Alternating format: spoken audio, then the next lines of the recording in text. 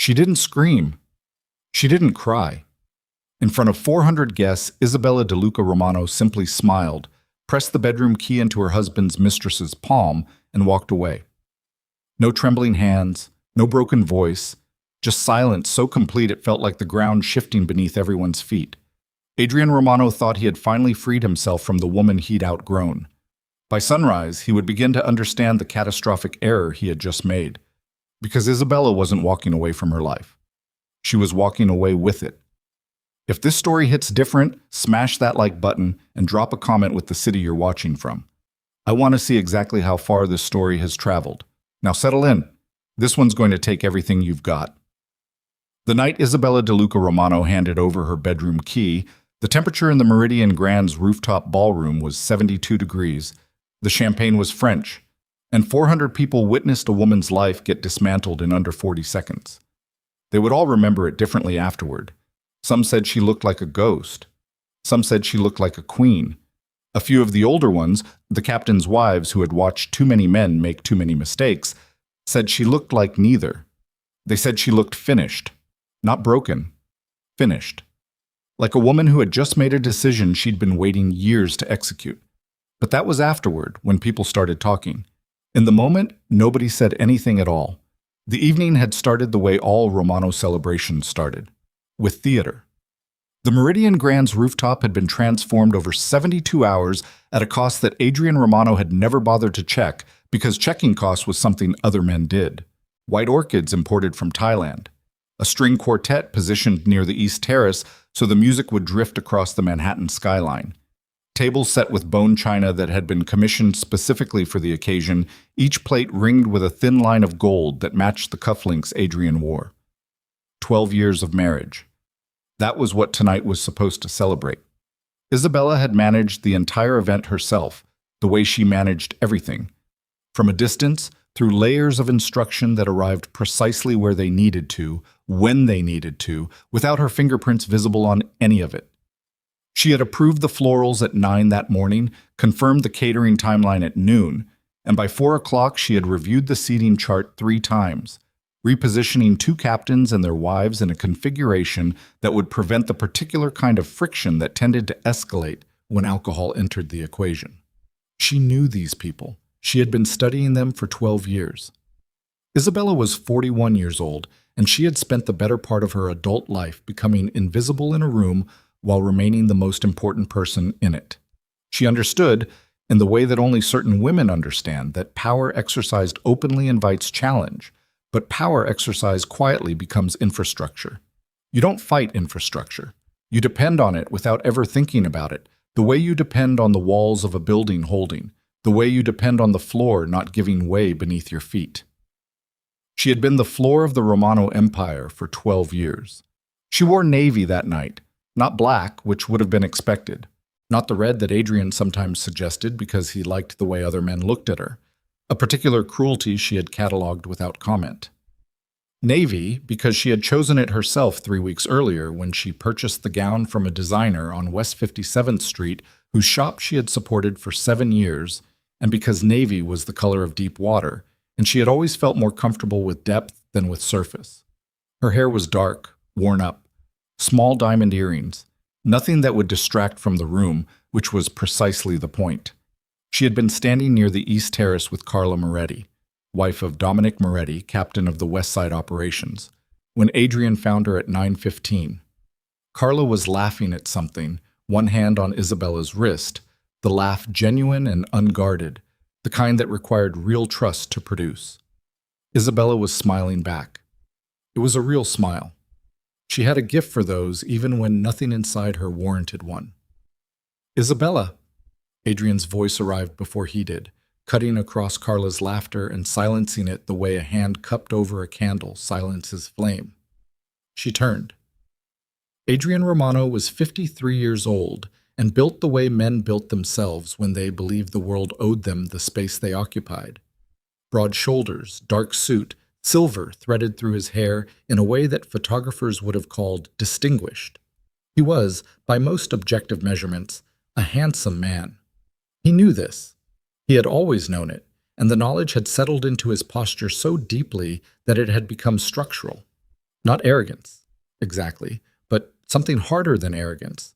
Certainty. The absolute certainty that his appearance, his name, and his position constituted a form of gravity that other people could not resist. He had not always been wrong about this. But the thing about gravity is that it's impersonal. It pulls everything toward it, the things you want and the things you don't. "I need the bedroom," he said. The Meridian Grand kept 2 suites on reserve for the Romano family during major events. The primary suite, the corner unit on the 44th floor with the floor-to-ceiling windows and the view of the entire southern skyline, was understood to be Isabella's. Had always been understood to be Isabella's. Adrian used the secondary suite on the 42nd floor, which was smaller but still considerably larger than anything a reasonable person would call insufficient. Isabella looked at him for a moment. Just a moment. Long enough to understand exactly what he was saying and exactly why he was saying it in front of Carla Moretti. "The corner suite," she said. "Yes. Tonight. Vanessa wants the view." He said it flatly. Not a request, not an explanation, a fact being transmitted to someone whose job was to receive facts and act on them. Carla Moretti went very still beside Isabella, the kind of stillness that happens when a person is trying to become furniture. Vanessa Hale, 26 years old, blonde. She had been Adrian's publicly acknowledged companion for 8 months, which meant she had been his private companion for considerably longer than that, which meant that the champagne tonight, the French champagne at the 12th anniversary celebration, had been purchased, arranged, and delivered by the woman whose husband had brought another woman to her own anniversary party and was now asking for the corner suite because that woman wanted the view. Isabella's face didn't move. This was the thing people would talk about later. This was the part that got passed from mouth to mouth in the weeks that followed, growing larger with each retelling, accumulating the weight of legend. Not that Adrian had asked. Not even that he had asked in front of witnesses, in front of Carla Moretti, who would tell Dominic, who would tell every captain in the Romano family before 48 hours had passed. What they talked about was her face. It didn't move. No flinch. No flush. No tightening around the eyes. Isabella De Luca Romano absorbed what her husband had just said to her with the same expression she might have used to receive a weather report, present, attentive, entirely composed. She reached into the small clutch she carried, navy, matching the gown, a detail she had considered and then set aside because it was not the kind of evening that warranted studied coordination, and she produced the key card for the corner suite on the 44th floor. She extended it toward Adrian. He reached for it. She pulled it back. Not dramatically, just a fraction of an inch. Enough to make him pause, his fingers not yet touching the card, his eyes coming up to her face. That pause lasted maybe 2 seconds. Maybe 3.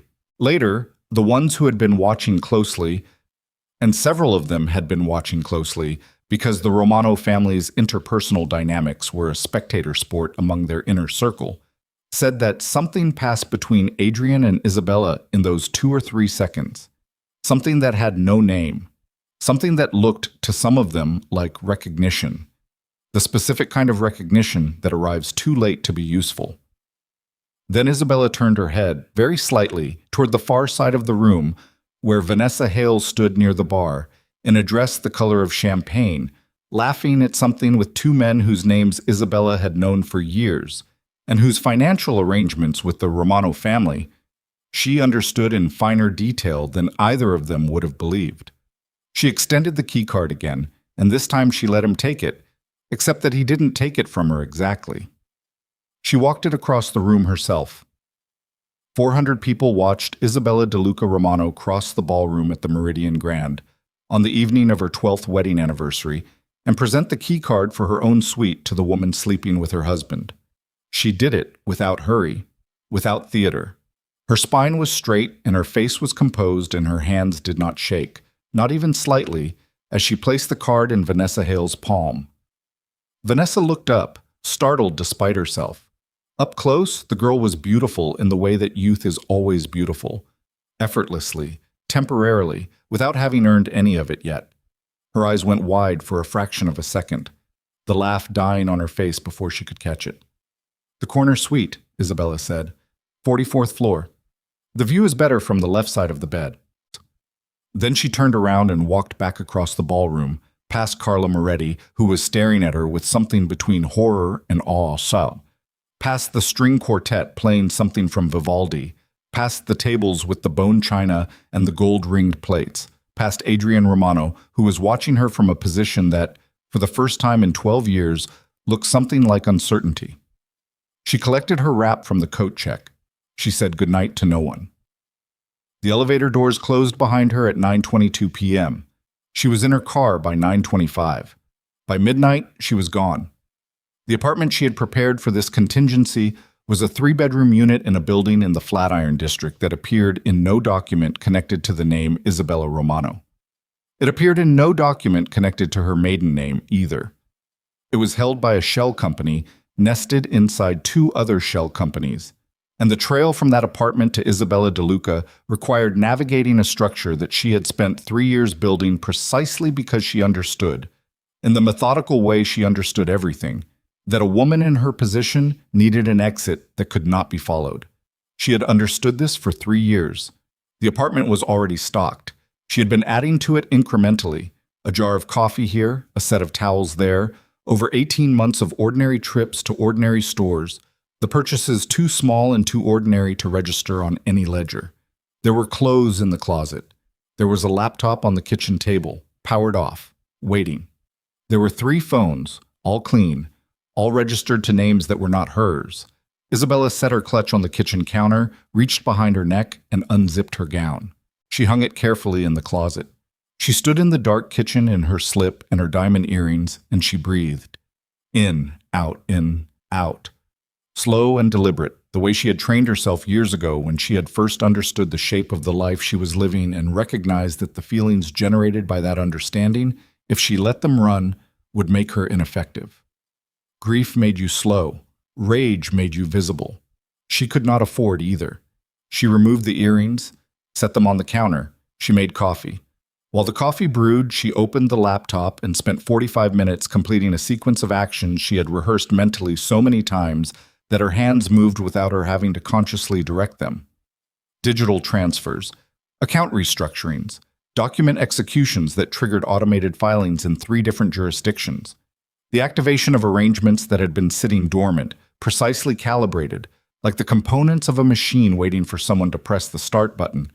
She had designed a machine. Tonight she pressed the button. The coffee was good. She drank it at the kitchen table and listened to the city below. The ordinary sounds of Manhattan at 1 a.m, taxis and distant voices, and the particular kind of hum that a city this size generates just from the weight of its own existence. She did not cry. There was a moment, somewhere around 2 a.m, when something moved through her. Not grief exactly, but the shadow of grief, the shape of what grief would have been if she had not spent so many years converting it into something more useful. It lasted maybe 30 seconds. She sat with it and let it pass, and then she opened the second phone and made a call to a number in Luxembourg. "It's done," she said when the line connected. The voice on the other end said something in acknowledgement, and the call ended, and Isabella set the phone down and looked out the window at the city that did not know, yet, what had just happened. She had left. More precisely, she had begun. Adrian Romano woke at 10 the next morning in the secondary suite on the 42nd floor because the corner suite on the 44th was occupied and his wife had not returned to the party, and he had assumed this meant she was in the secondary suite herself, sulking in the way that women sulked when they wanted attention, and that by morning she would be ready to discuss it like an adult. There was no discussion. There was no Isabella. He called her cell. It went immediately to voicemail, but the voicemail was full. Had been full for years, something she had never bothered to fix, so the call simply disconnected. He tried the landline at the Manhattan residence, their primary home, the 4-story townhouse on East 71st Street that had been the Romano family's flagship property for 3 generations. It rang 7 times and went to a machine. He called Marco Vitale, his head of security. Marco had been with the Romano family for 19 years. He was 51 years old and built like a refrigerator, with gray eyes that had seen enough that they rarely registered surprise. Marco registered something close to surprise now when Adrian told him Isabella was missing. "Missing," Marco said. Not a question, a word being carefully placed. She's not at the house. She didn't come back last night. A pause. I'll check the... I don't need you to check anything. I need you to find her. Another pause. This one Adrian would think about later. The length of it, and what it might mean that Marco had paused at all. I'll make some calls, Marco said. He did not find her. What Marco found over the course of the next 6 hours was an absence so complete and so thoroughly prepared that it did not look like a disappearance at all. It looked like an erasure. Isabella Romano's phone had been switched off at 9:24 the previous evening and had not been switched back on. Her car, the black Mercedes she drove herself, one of the things about her that Adrian had always found faintly irritating, the insistence on driving her own vehicle, was gone from the parking garage on East 71st. Her personal credit card showed no activity. Her accounts were exactly where they should be, as far as Marco could determine, which was the first thing that made him uneasy. Because Marco Vitale had been doing this long enough to know that when everything is exactly where it should be, something has already gone wrong. Adrian spent the afternoon at the townhouse, taking calls and declining to explain why he was distracted. By evening, he had moved from irritation into a version of concern that he would not have admitted to anyone, including himself. By 9 o'clock that night, he had convinced himself she had gone to her sister's house in Connecticut and had simply decided not to tell him, which was a power play, which was fine, which he would address when she came home. She did not come home. She was not at her sister's in Connecticut. Her sister Elena De Luca Marchetti said she hadn't spoken to Isabella in 6 days when Adrian's assistant called, which was unusual. The sister spoke almost daily, and which produced in Elena a quality of alarm that she carefully did not share with Adrian's assistant. Elena called the number she kept written in the back of a notebook she kept in a fireproof box in her closet.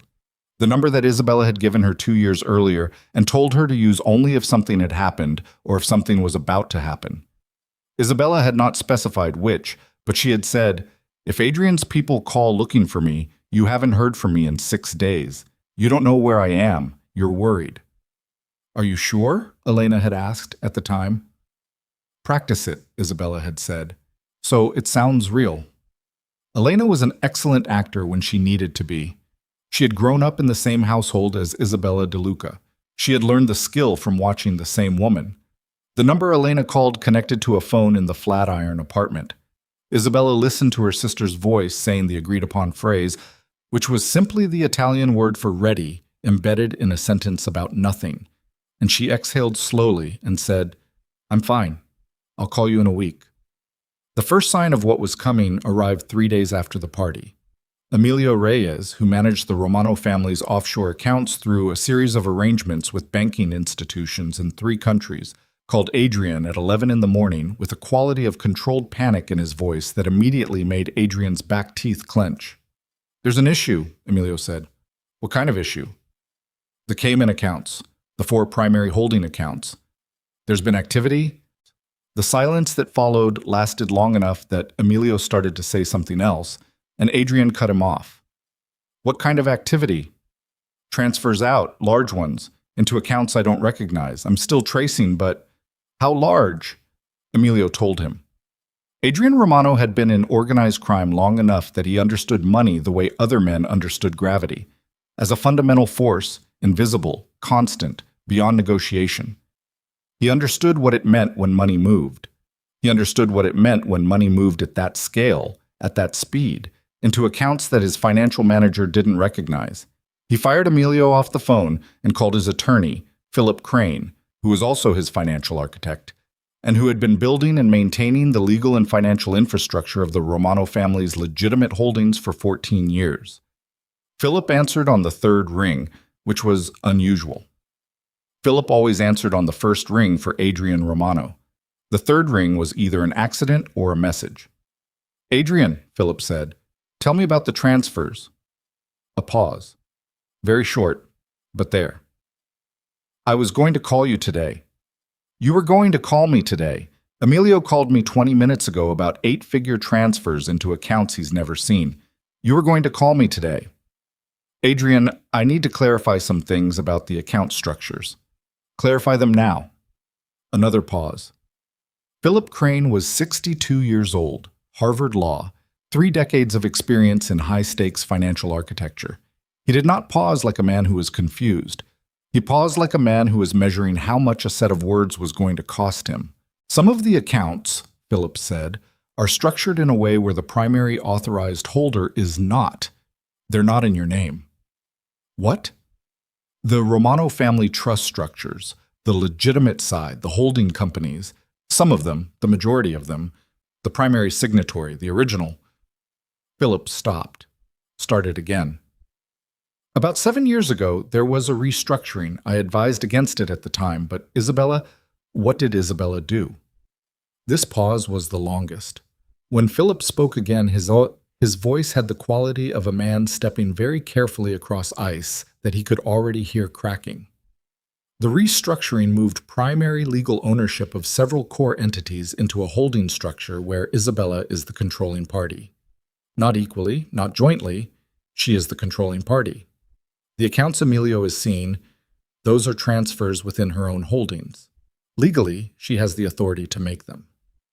Adrian Romano stood in the study of the Romano townhouse, a room he had inherited from his father, who had inherited it from his father, surrounded by walls that contained 70 years of accumulated power and 3 generations of photographs, and he understood for the first time that the room might not be his. All of them? He said. Philip did not answer immediately. Philip, all of them. Not all, Philip said, but enough that... He stopped again. Then, Adrian, you need your own attorney, independent of the family structures. I'm saying that clearly. I can't advise you on this. The call ended. Adrian sat very still in his father's chair. In the kitchen, someone was making coffee. One of the household staff, domestic, ordinary, the machinery of daily life continuing to function around a man who was only beginning to understand how much of his world had been held in place by someone else's hands. He called Marco Vitale. Find her, he said. I don't care what it takes. Find her today. Marco said he would. He did not.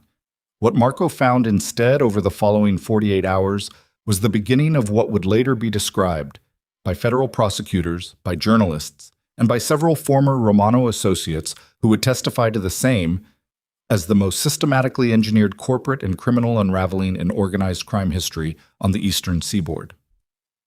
But that description came much later. In the moment, what Marco found was the first layer. A captain named Sal Ferretti, who ran the Romano family's port operations in Red Hook, stopped returning Marco's calls on the second day. When Marco sent 2 men to Sal's house in Bay Ridge, the house was empty. Not abandoned, but cleared. Furniture present. Personal items gone. The kind of clearing that happens when a man knows in advance he will not be coming back. On the third day, a shipment of goods that the Romano family moved through a freight company they nominally controlled through 3 layers of legitimate paperwork was refused at the point of entry by the international partner who had been receiving the same class of shipment for 11 years without incident. The partner's representative, when pressed by the Romano family's intermediary, said simply that the arrangement had been reviewed and they were pursuing other relationships at this time. On the 4th day, a federal agent named Delgado, who worked out of the Southern District of New York and who had been building a case against the Romano family's financial operations for 3 years without making significant progress, received an encrypted file at an email address that almost no one had. The file contained 847 pages of documentation. Agent Delgado read the first 40 pages and then called his supervisor at home. Adrian Romano did not know about the file yet. He was dealing in those first 4 days with the disappearance of the money and the silence of the captains and the refusal of the international partners, and he was doing so under the growing, nauseating certainty that all of it was connected, that none of it was coincidence, that somewhere beneath the visible surface of the chaos breaking over his organization, there was a structure, a deliberate, elegant, precisely timed structure that he had not known existed. He started to understand on the 4th day that Isabella had built something. He just didn't know yet what she'd built it for. On the 5th day, Vanessa Hale left the Romano townhouse. She said she was going to visit a friend in the Hamptons. She took 2 bags and her passport. The passport detail was the thing that Marco Vitale noticed. because the Hamptons did not require a passport, and Vanessa Hale had never, in the 8 months of her publicly acknowledged presence in Adrian Romano's life, been the kind of woman who planned more than a week in advance. He called Adrian. "She took her passport," Marco said. A long silence. "Where did she go?" Adrian said. "I'm working on it." "Work faster." Marco worked faster. What he found, in the next 18 hours, was not an answer but a direction, a thread that, when pulled, did not lead where any of them had expected. The thread led to a man named Curtis Webb, who was not from New York but from Chicago, who was not in the hospitality or finance industries as he had represented himself, but was a senior operative in the organization of Marcus Raines, who was the most methodical and patient and therefore most dangerous rival to the Romano family's control of the eastern seaboard. Marcus Raines had been trying to displace the Romano family for a decade. He had never come close. He had probed and retreated, always finding the Romano Empire too coherent, too well constructed, its alliances too solid, its financial architecture too robust to attack from the outside. Vanessa Hale had been working for Marcus Raines before she had ever met Adrian Romano. They had met at an event. Adrian had believed the meeting was accidental because he had wanted it to be accidental, because she was 26 and beautiful and uncomplicated in the way that youth sometimes made people appear uncomplicated, and because at 53 Adrian Romano had arrived at the particular vanity that afflicts powerful men who do not examine themselves, the vanity of believing that beautiful young women wanted them specifically, rather than what they represented. She had been feeding information to Raines for 8 months. Shipment schedules, personnel movements, internal disputes between captains, the precise location and timing of meetings that were supposed to be unrecorded. She had been building the map that Marcus Raines was now using to send the Romano family to war. Marco Vitale delivered this information to Adrian Romano at 10 o'clock on the 5th night, in the same study where Adrian had received the call from Philip Crane. And Adrian Romano, who had survived 3 attempts on his life in 20 years, who had navigated the death of his father and the hostile absorption of 2 competing families and the attention of federal law enforcement for 3 consecutive years, sat very still in his chair for a long time. "How long?" he said. "The whole time," Marco said. "The whole time. 8 months. She had been in his home for 8 months. She had slept in his bed, in Isabella's bed, in the end, literally in Isabella's bed on the 44th floor of the Meridian Grand. And every morning she had woken up and found her phone and sent the previous day's intelligence to a man in Chicago who was now using it to dismantle everything the Romano family had spent 3 generations building. Adrian sat in his father's chair and stared at the wall. "Where is she now?" he said. "We think Chicago," Marco said. "She went to Raines." "She went home," Adrian said. It wasn't a question.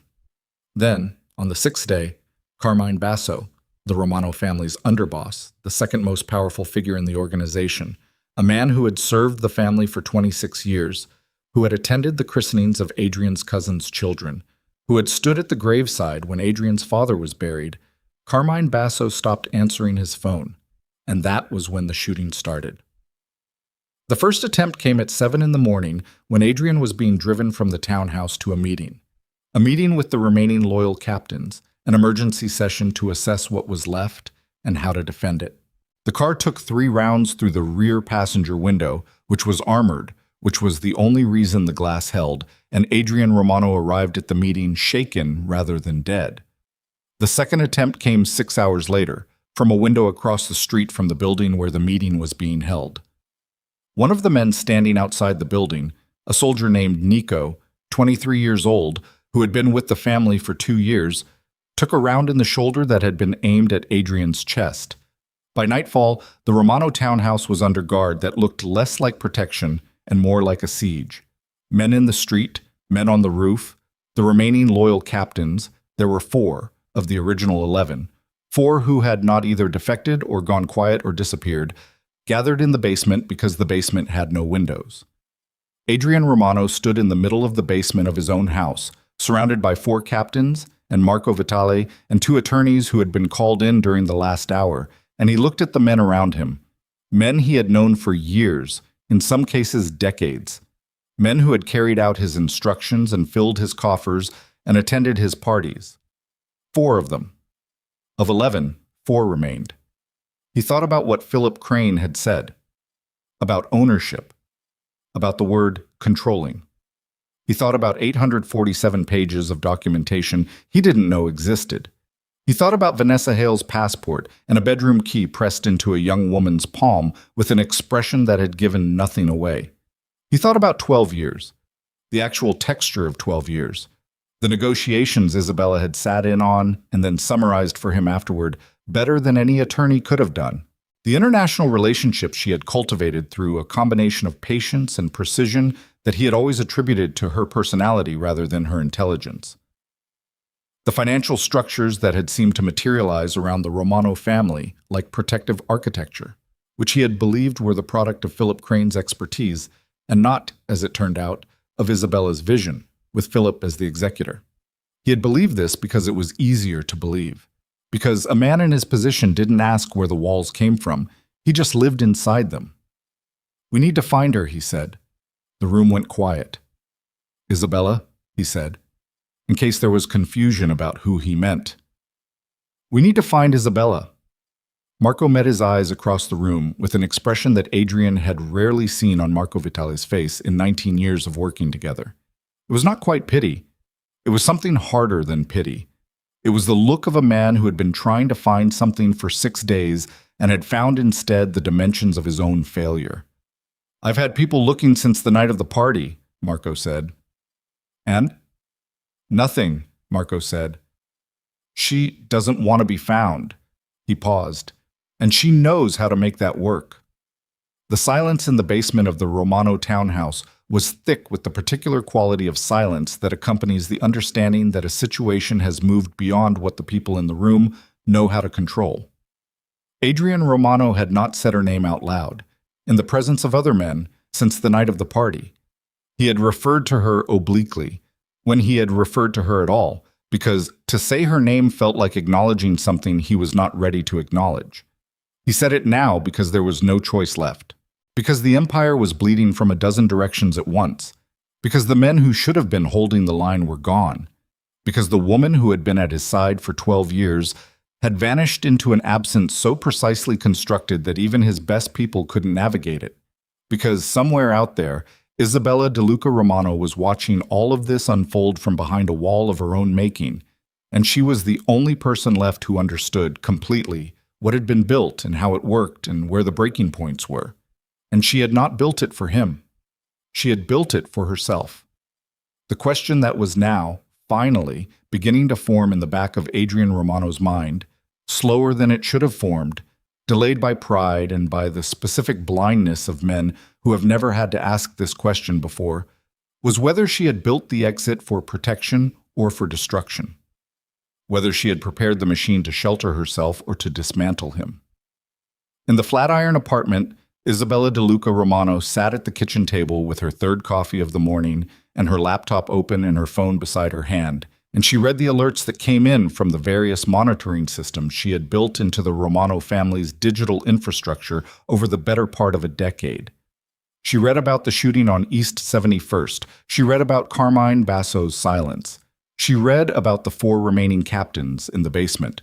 She set her coffee down and looked out the window at the morning.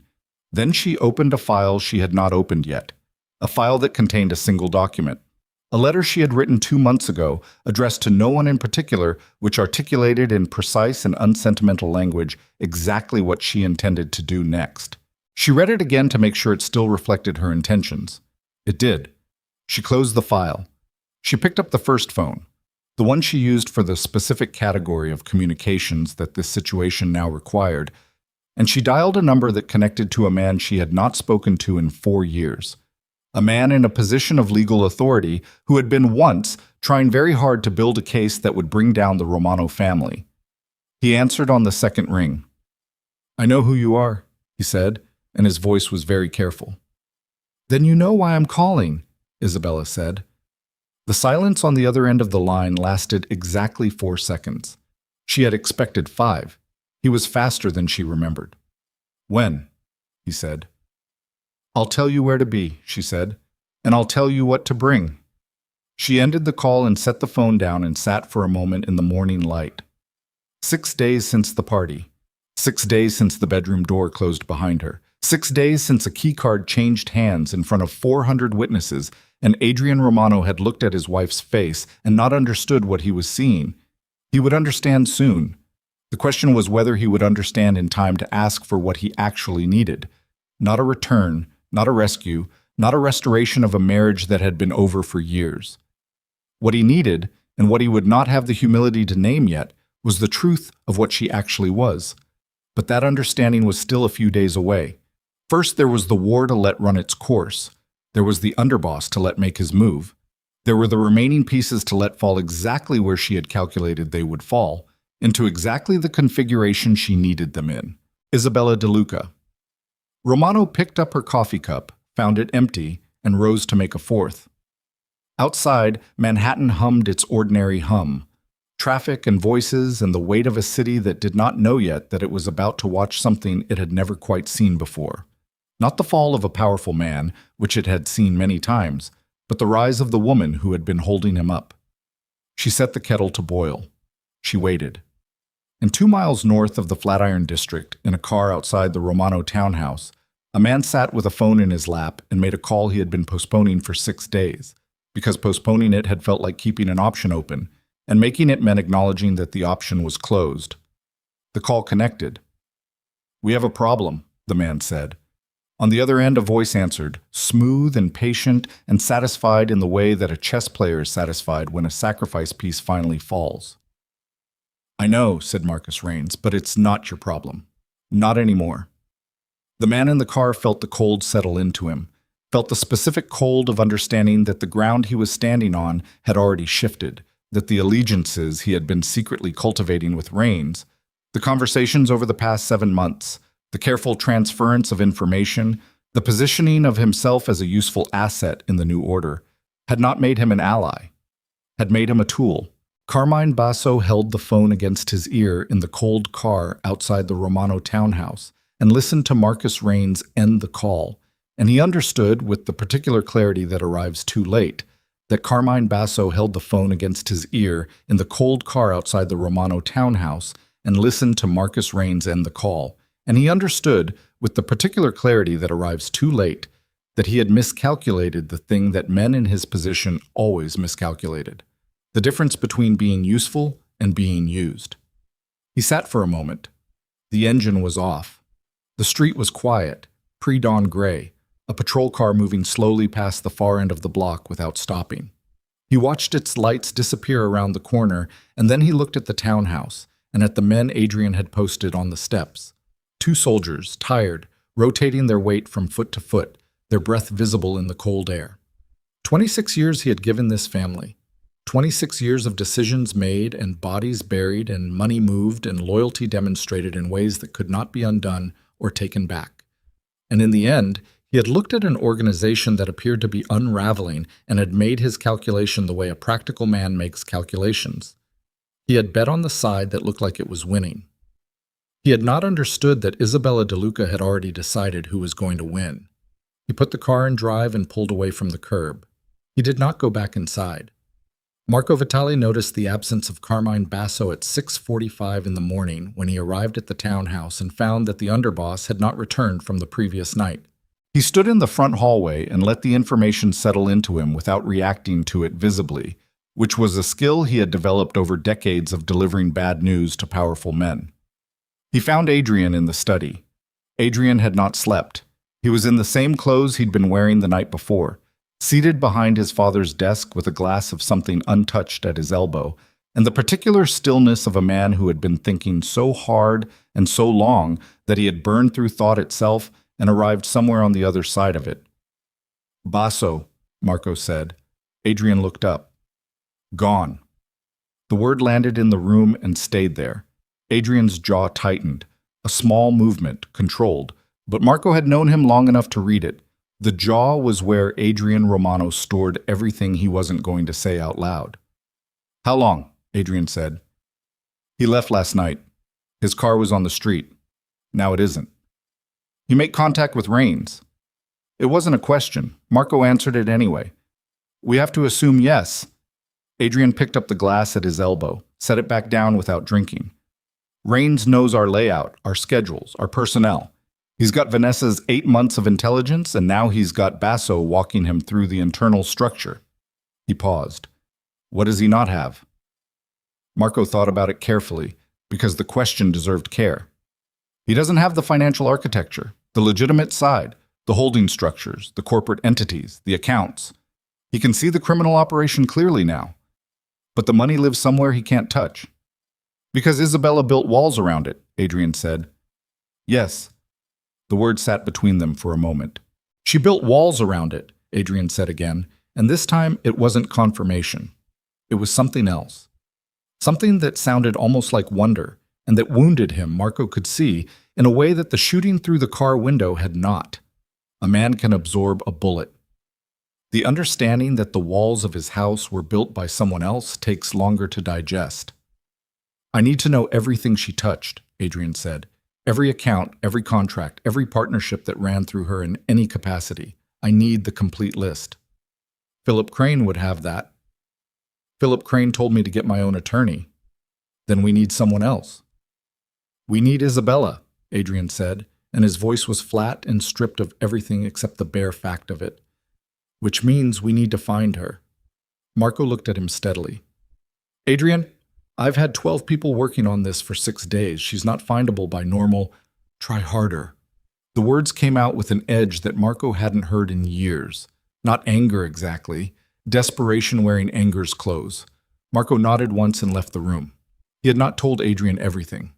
There was one thread he was still following, one data point he had not yet shared because it was incomplete, and because sharing incomplete information with a man in Adrian's current state was like handing a loaded weapon to someone who wasn't watching where they were pointing. The thread was a storage unit in Hoboken. One of Marco's people had been backtracking Isabella's movements over the 18 months prior to the party. Credit card records, security footage at locations she frequented, the microscopic digital exhaust that even careful people left behind. Most of it was clean. Isabella was, as Marco had been discovering with mounting respect and unease, extraordinarily careful. But 18 months ago, she had rented a vehicle using a name that was almost her own, a middle name, a maiden name variation, and driven to a storage facility in Hoboken. She had visited 4 times over 3 months. The facility's security system showed her entering and exiting, carrying nothing visible on camera. The unit was still active, still paid through an auto payment that traced back to one of the shell structures Philip Crane was now declining to discuss. Marco had people in Hoboken right now. He wasn't going to tell Adrian until he knew what was in the unit. The call came in at 9:14 that morning. The man in Hoboken's name was Pete Sorrow. Former police, good instincts, loyal to Marco rather than to the family in the broader sense, which meant loyal enough. He called Marco's personal cell and said very quietly, "It's documents. Hundreds of files. Physical copies." "Of what?" Marco said. "Everything. Bank records, wire transfers, meeting logs. Some of them have names, captains, politicians, 2 federal judges." A pause. "Marco, one of the files has photographs, the kind you don't want anyone to have." Marco walked to the far end of the hallway before speaking again. "Are they copies or originals?" "Copies, which means the originals are somewhere else," Marco said. "Or already delivered," Pete said. Marco stood very still with the phone against his ear. If the originals were already delivered, then Isabella had not merely prepared an exit. She had already begun the demolition. The documents in Hoboken were not her weapon. They were her backup weapon, the redundancy she had built into a plan that she had designed with the assumption that something might go wrong. Nothing had gone wrong. Everything was proceeding exactly as she had intended it to, which meant the originals were already in someone's hands, someone who was in a position to use them. Marco thought about the 847-page file that Agent Delgado in the Southern District had received. He had heard about this through one of his own channels, a contact inside the federal building who owed him a favor of long standing. He had heard about it and had not told Adrian, in the same way he had not told Adrian about Hoboken, because there was a difference between manageable bad news and the kind of bad news that broke something in a man that couldn't be fixed. He was running out of room to shelter Adrian from the second category. He called Pete back.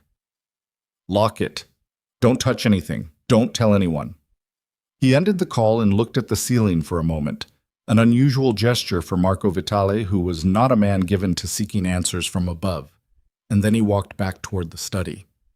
He stopped outside the door when he heard voices. Adrian was on the phone. His voice had changed, lower now, less controlled, with a quality Marco recognized as the voice Adrian used when the other person on the line had something Adrian needed badly. "I'm not asking for a favor," Adrian was saying. "I'm telling you that this situation has moved past what either of us anticipated, and there are people who will not distinguish between my interests and yours when this comes apart." A pause. Listening. "Then stop protecting yourself and start thinking about what happens when Rains controls the port and you have no one to call." Another pause. "Right, that's what I thought." The call ended. Marco waited a beat, then pushed the door open. "Falcone," Adrian said without looking up from the desk. Vincent Falcone, the head of the remaining New York families that had not yet openly aligned with Rains. A cautious man.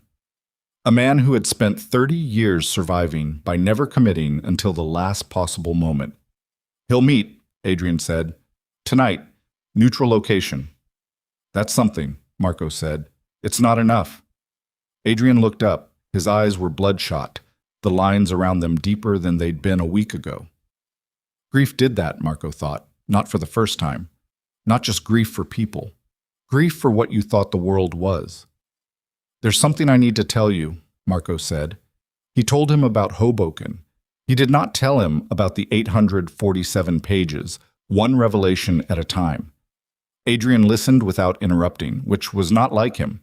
He was usually a man who moved through information aggressively, cutting to the part he needed. The stillness with which he absorbed the Hoboken disclosure told Marco more than anything Adrian could have said aloud. "How long?"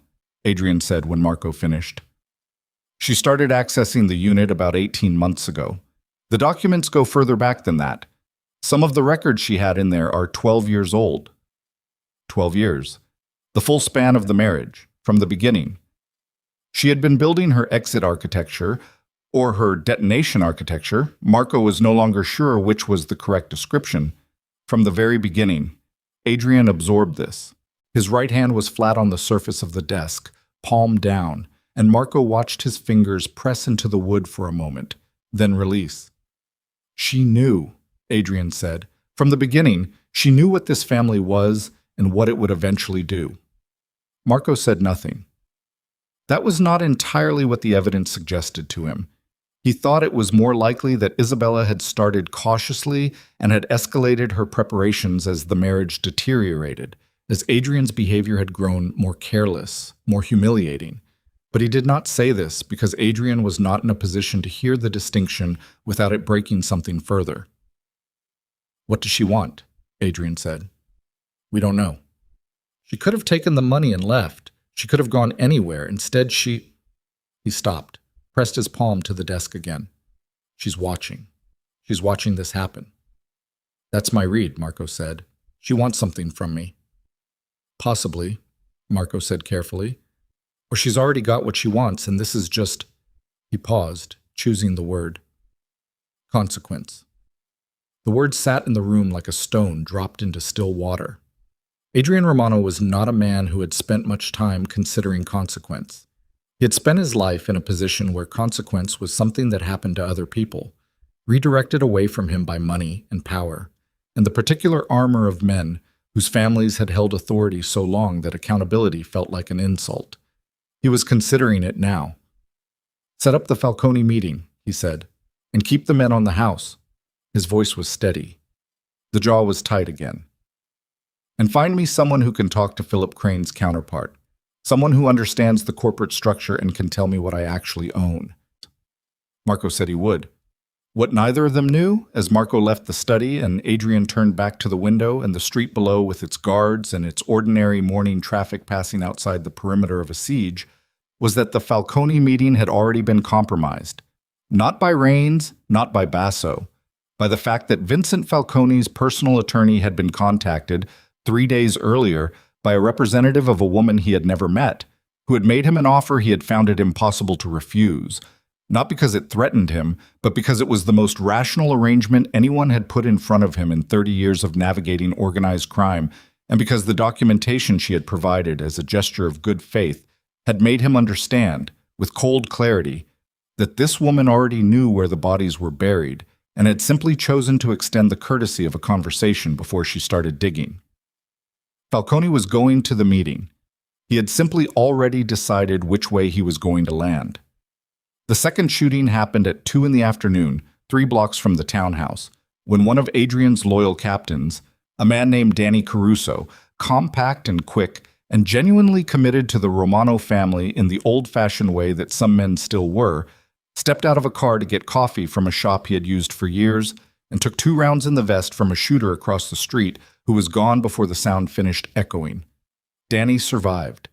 The vest held, but he was down on the sidewalk for 4 minutes before his men got him into a car. And 4 minutes is a long time to lie on a sidewalk in your own neighborhood and understand how precisely someone had mapped your routine. The message was not about Danny Caruso. Danny was incidental. The message was about the map. Rains knew where they went, knew when, knew the routines that feel like comfort until they become vulnerability. 8 months of Vanessa's intelligence, layered now with Basso's institutional knowledge of internal movement protocols. Danny called Adrian from the hospital, his voice rough with the particular adrenaline aftermath that doesn't dissipate quickly. "I'm fine," he said, before Adrian could ask. "The vest." But Adrian... He stopped, breathed. They knew. They knew exactly where I'd be. "I know," Adrian said. "This isn't probing. This isn't Rains testing the perimeter. This is a coordinated get-go." "I know, Danny." A silence on the line. Then Danny's voice, quieter. "Where is she, Adrian?" The question landed differently than Marco's careful framing, than Philip Crane's legal distancing. Danny Caruso was not a complicated man, and he was not asking a complicated question. He had been in this organization long enough to understand what Isabella De Luca Romano had represented, not in legal terms, not in financial terms, but in the practical daily reality of a criminal organization's ability to function without tearing itself apart. She was the ballast. She had always been the ballast. "Working on it," Adrian said. "Work faster," Danny said, which was what Marco had said, which was what everyone was saying, the same 2 words in different voices, accumulating into a kind of chorus that Adrian could feel pressing on him from all directions. He ended the call and sat in the silence of the study and thought about a woman crossing a ballroom with a keycard in her hand and an expression on her face that 400 people had read 400 different ways. He was beginning to understand what it had actually been. Not surrender, not humiliation absorbed, not the compliance of a woman who had no other options. It had been the face of a woman who had just made her last concession. The meeting with Falcone was scheduled for 9 o'clock that evening at a restaurant in Midtown that had been neutral ground for 50 years, a place where men who wanted to be seen not killing each other went to demonstrate that they were at least temporarily not killing each other. Adrian arrived with Marco and 2 men. Falcone arrived with his own security, an attorney, and an expression that Adrian read immediately as the expression of a man who already knows how a conversation is going to end. They sat across from each other at a table in the private back room. The restaurant was closed to the public for the evening. Someone had left a bottle of wine on the table. Neither of them touched it. "You know about Rains," Adrian said. "Everyone knows about Rains," Falcone said. He was 68, heavy-set, with the deliberate slowness of a man who had learned that appearing unhurried was itself a form of power. "The question isn't Rains." "Then what's the question?" Falcone looked at him for a moment with the eyes of a man measuring something. "The question is what exists on the other side of this." "The other side of after," Falcone said. "After the war, after Rains, after whatever this situation resolves into. What's there? Who's running what?" He paused. "Who controls the legitimate structures?" Adrian felt his jaw tighten. "The Romano family controls." "The Romano family," Falcone said, cutting him off with a gentleness that was somehow more cutting than sharpness would have been. "As I understand the situation, does not control the legitimate structures. Not currently. Not in any way that would survive legal examination." He paused again. Another careful moment. A conversation I was made aware of recently suggested that the controlling party of the primary holding entities is currently not residing at the Romano townhouse. The air in the room changed. Marco, standing near the wall, went very still. Adrian heard his own breathing for a moment, measured, controlled, the same slow discipline he had trained into himself 30 years ago, which now felt like the only thing in the room that belonged entirely to him. "Who told you that?" Adrian said. Falcone did not answer the question. He did not need to. The answer was present in the room the way a scent is present, not visible, but undeniable. "She contacted you," Adrian said. "A representative made contact," Falcone said, carefully, "and made you an offer." Falcone said nothing, which was itself an answer. Adrian Romano looked at the man across the table and understood that the meeting he had called to build an alliance had already been transformed, before he had walked in the door, into a negotiation he was not the primary party to. That the room he was sitting in, the neutral ground of 50 years standing, had been quietly entered before him by the woman who had crossed a ballroom with a keycard in her hand and a face that gave nothing away. She was here, not physically, but her architecture was here. The same way her architecture was in the Flatiron accounts, and the Hoboken storage unit, and the 847 pages Marco still hadn't told him about, and the corporate holding structures that Philip Crane would no longer discuss. She was everywhere he went. She had been everywhere, all along. "What did she offer you?" Adrian said. Falcone was quiet for a moment. Then he said very simply, "Safety." One word. Adrian felt it in his chest. "She offered you safety," he said. "From Rains, from the federal exposure that's coming. And it is coming, Adrian. I want you to understand I'm saying this as a fact and not as a threat. From the structural collapse that's happening to the Romano enterprise." Falcone folded his hands on the table. "She offered a path through it that doesn't end with everyone in this city in a courtroom. And what does she want in return?" "Control," Falcone said. "Of the legitimate entities. Full control. Uncontested." The word arrived in Adrian Romano's chest like a cold key turning in a cold lock. She didn't want revenge. She didn't want reconciliation. She didn't want an apology or recognition or anything that a man in Adrian's position might have been able to offer from the catalog of things powerful men offered when they needed something. She wanted the thing she had already built. She wanted it acknowledged. She wanted the empire her husband had never noticed she was building inside his own. Adrian picked up the wine glass and held it without drinking. "And if I contest it?" Falcone looked at him with something that was not unkind. "Then what she has, what she's already shared a portion of with the people who need to see it, becomes public in its entirety. And the question of control becomes academic because there's nothing left to control." The restaurant was very quiet. Somewhere in the kitchen, someone was moving, the small domestic sounds of a place that continued to function regardless of what was happening in the back room. Dishes, water running, the ordinary persistence of the world outside the conversation. Adrian set the glass down. He looked at Marco.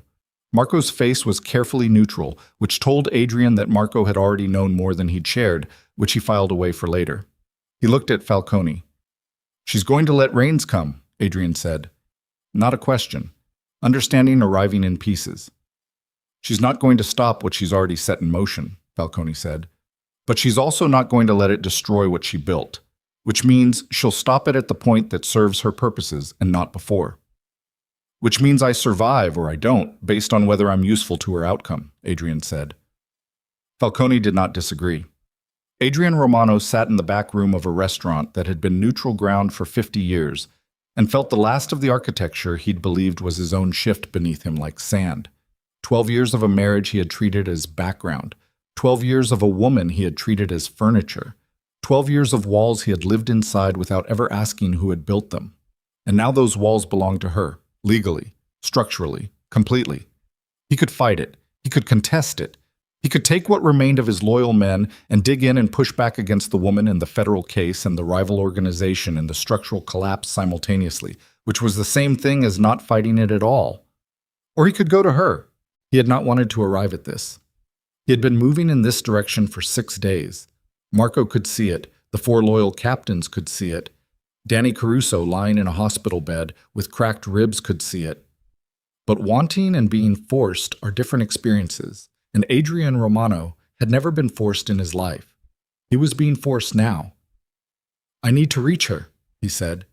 Falcone nodded slowly. "Can you get a message through the representative?" "I can try," Falcone said. "Tell her—" Adrian stopped. He was 53 years old and had never said what he was about to say to a living person in his adult life, and the effort of it showed in his face in a way he couldn't prevent and didn't try to. "Tell her I'm asking to meet, not to negotiate, not to contest anything." He stopped again. The jaw was working. "Tell her I'm asking." Falcone studied him across the table. Then he nodded once. "I'll pass it along." The meeting ended. They walked out the restaurant's back entrance separately. Adrian got into the car with Marco and they rode in silence for 2 blocks before Marco spoke. "There's something else," Marco said. Adrian looked at him. "The federal investigation, the Southern District. They received a file 10 days ago." Marco kept his eyes on the road. 847 pages. The car was warm. The city moved past the windows in its ordinary way. Indifferent. Adrian Romano sat in the back seat and absorbed the last piece of information that Marco had been carrying, and he felt it complete something. Not a picture exactly, but a shape. The shape of what Isabella had done, and when she had done it, and how precisely she had timed every element of it. She had already sent the file before the party. The file was already moving through the federal system when she crossed the ballroom with the keycard. The decision had been made, the mechanism set, the countdown already running before she had smiled at Vanessa Hale and said the view was better from the left side of the bed. She hadn't decided to leave because of what happened at the party. She had decided what was going to happen, and then she had attended the party and let Adrian provide her with the public moment she needed to walk out without looking like the aggressor. She had handed him the narrative. Let him write himself into the role of the man who had humiliated his own wife in front of 400 witnesses, so that when what came next arrived, the story was already in place. "She was already gone," Adrian said, "before she walked into that room." Marco didn't answer. Outside, the city moved past, unconcerned. Somewhere in a building in the Flatiron District, a woman who had spent 12 years being invisible was sitting with a phone in her hand waiting to see if the message came through, already knowing. Somewhere in a building in the Flatiron District, a woman who had spent 12 years being invisible was sitting with a phone in her hand, waiting to see if the message came through, already knowing that it would, because she had built this sequence the way she built everything, with enough redundancy that no single failure point could collapse the whole. The message arrived at 11:47 that night. It came through Falcone's representative, a woman named Diane Cho, who operated as a high-end corporate liaison and who had never, in 15 years of working in that capacity, carried a message quite like this one. She texted a number Isabella had provided and wrote only, "He's asking to meet." His words were, asking, not negotiating. Isabella read it once, set the phone face down on the table. She sat with the information for exactly 4 minutes. She watched the clock because she had learned years ago that sitting with information for less than 4 minutes meant reacting, and reacting was the thing that got people killed, or worse, outmaneuvered. 4 minutes. Then she picked the phone back up and typed, "Tell him Thursday. I'll send the location 12 hours before. He comes alone except for Marco. No weapons on Marco." She sent it and set the phone down again and looked at the window. Thursday was 2 days away. 2 days in which the federal case would continue to develop, in which Marcus Raines would continue to press his advantage, in which the Romano family's already fractured internal structure would continue to deteriorate. She had timed Thursday deliberately, late enough that Adrian would arrive at the meeting in a condition of genuine need rather than tactical positioning, early enough that the situation hadn't yet passed the point where a meeting served any purpose. She had planned for Thursday from the beginning. What she had not planned for was the call that came in at 2:17 in the morning from a number she didn't recognize, on the phone she used only for communication she considered fully secured. She almost didn't answer. The thing that made her answer, and she would think about this later, the specific quality of the intuition that moved her hand, was that the number had a Luxembourg country code. And the only people who had this phone's number with a Luxembourg connection were people inside the financial architecture she had spent years building. She answered. "Isabella." The voice was male, accented. She placed it after half a second. Henrik Voss, who managed the second-layer holding structures through a private bank in Luxembourg that she had selected specifically for its discretion and its distance from American jurisdictional reach. "Henrik," she said, "I need you to listen to me carefully." His voice had a quality she had never heard in it before. In 4 years of working with Henrik Voss, she had found him to be a man constitutionally resistant to alarm. He was alarmed now. "There's been access." The word landed in her chest like a cold hand pressing flat against her sternum. "What kind of access?" she said. "To the Meridian accounts, the primary holding layer. Someone with authorization credentials moved through the structure 12 hours ago." A pause. "Not your credentials, not mine. The third set." Isabella stood up from the kitchen table. There were 3 sets of authorization credentials for the Meridian holding structures. The top layer of the architecture, the place where the legitimate business assets lived in their most protected configuration. Her credentials. Henrik's credentials. And a third set which she had created as an emergency override, and which she had given to exactly one other person in the world. One person she had trusted with the kill switch to everything she had built. One person who was not her and was not Henrik. "What did they access?" she said. Her voice was steady. She noticed this. Noticed the steadiness, in a detached way, the way you notice the temperature of a room when you're focused on something else. "They didn't access anything," Henrik said. "They attempted access. The security protocols flagged it and locked the credentials after the third failed attempt. Whoever it was, they had the credentials but not the secondary verification, the rotating code. The rotating code that refreshed every 72 hours and was sent only to Isabella's personal device. The last layer of redundancy she had built into a system designed to have no failure points. The system had a failure point. She just hadn't known about it until now. "When you say they had the credentials," Isabella said, "you mean they had the actual credential string, not a guess, not a brute force attempt." "Correct. They had the string exactly. It was the code they were missing." "Can you trace the access point?" "Chicago," Henrik said. "The IP routes through 3 proxies, but the origin signature is Chicago." Isabella sat back down at the kitchen table because standing was using energy she needed for thinking. Chicago. Marcus Raines was in Chicago. Vanessa Hale had gone to Chicago. And the third set of credentials, the ones that had just been used to attempt access to the Meridian accounts, had been given to one person. One person Isabella had trusted. She said a name. Very quietly. "I can't confirm the identity," Henrik said. "But yes, that's the inference I'm drawing." The name was Elena. Her sister. Elena De Luca Marchetti, who lived in Connecticut and spoke to Isabella almost daily and had maintained the cover story perfectly when Adrian's people called, who had a notebook and a fireproof box and a number to call when things went wrong. Elena, who was 3 years younger and had spent their whole lives in the specific shadow that forms when one sibling is extraordinary and the other is merely ordinary, who had watched Isabella build and manage and execute for 12 years with the composed efficiency of someone for whom competence was as natural as breathing. Elena, who had asked 2 years ago to understand how the financial architecture worked. Not all of it. She had framed it as wanting to understand enough to help if something happened, to be able to navigate the structures if Isabella needed her to. And Isabella, who trusted almost no one but had trusted her sister with a completeness that was itself the vulnerability, had spent 3 evenings explaining the architecture, had given her the emergency credentials, had said, "This is the override. You use this only if I'm gone, and you need to access the accounts to protect what we built." What she had not considered, what she had been unable to consider, because there are categories of betrayal that the mind refuses to preload as possibilities, was that Elena might use the credentials not to protect what Isabella built, but to take it, or to sell it.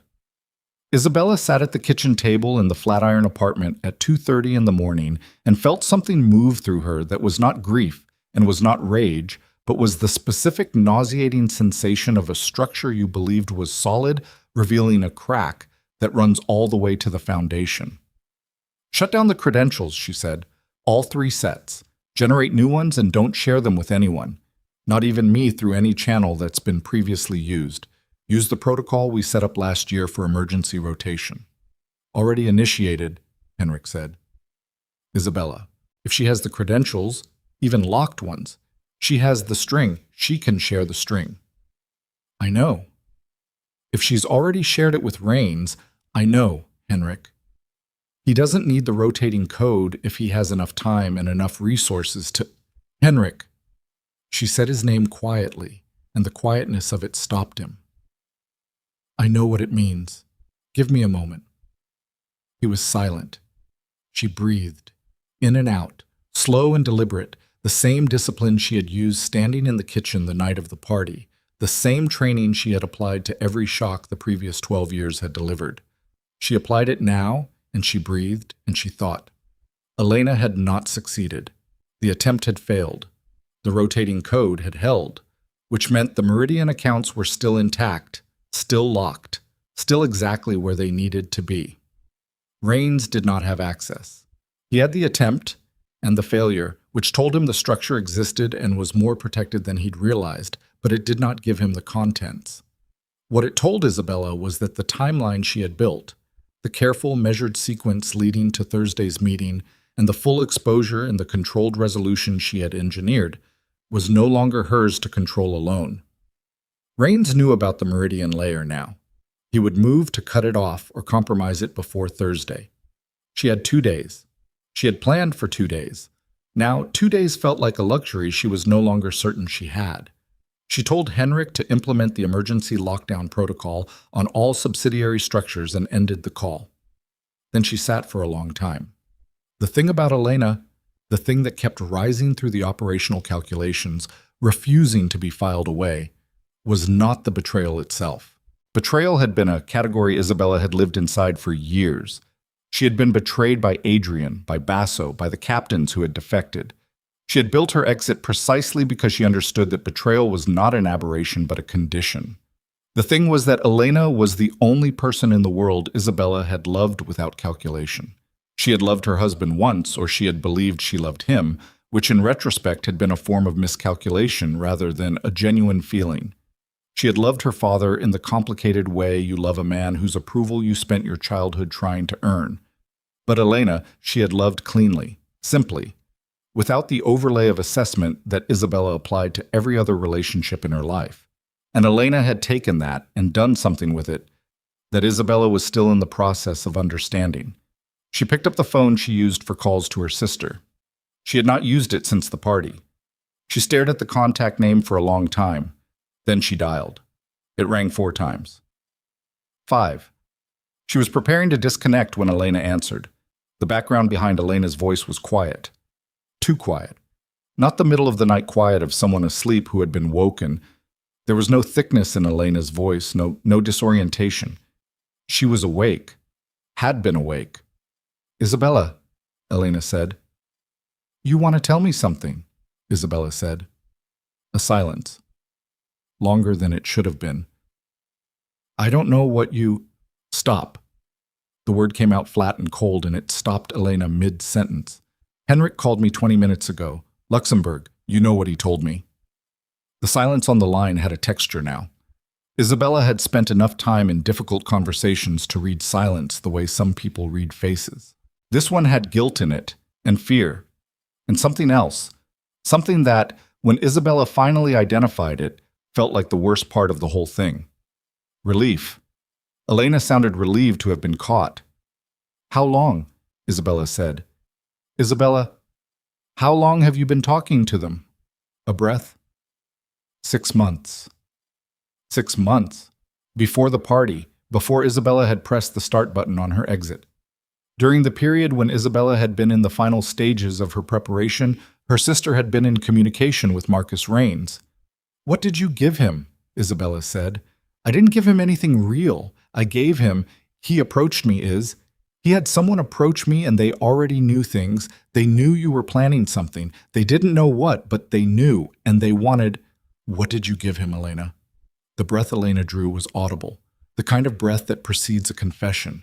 And the reason the breath is audible is that some part of the person is relieved to stop carrying the weight of it. I told him about the emergency credentials. I didn't give them to him directly. I told him they existed, that there was an override layer, I described the structure. She paused. He asked me to get him the actual credentials, and I didn't. That's true, Isabella. I didn't. But you described the architecture well enough that he could reconstruct the credential format. Silence. And you told him I was planning to move against Adrian. Silence. Which means he had 6 months to prepare for this. 6 months to position Vanessa inside the Romano household, knowing that the Romano household was already compromised from the inside. Isabella's voice was very quiet now. He didn't stumble into this opportunity. He was invited into it. I was scared. Elena's voice cracked on the last word. Just slightly. You never told me everything is.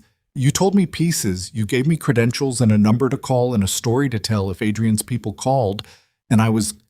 Do you know what it's like to be the person who gets the instructions? To be the backup plan? I've been your backup plan my whole life. Isabella closed her eyes. This was the part she hadn't built defenses against.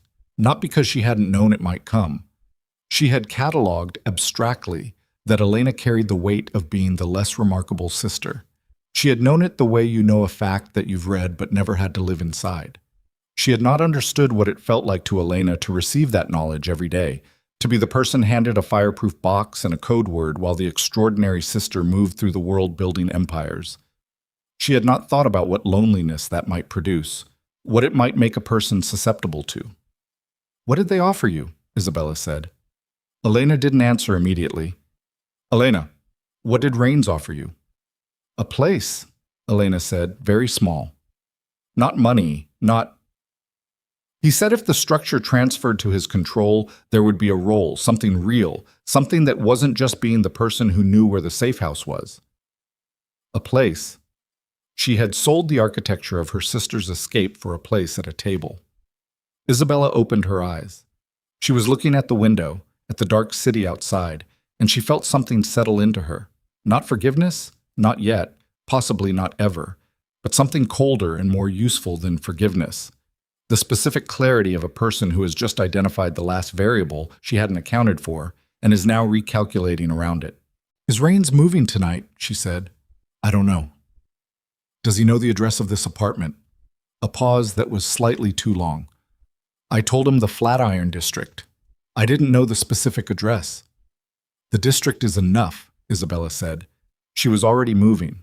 Standing, crossing to the bedroom, pulling the bag from the top shelf of the closet.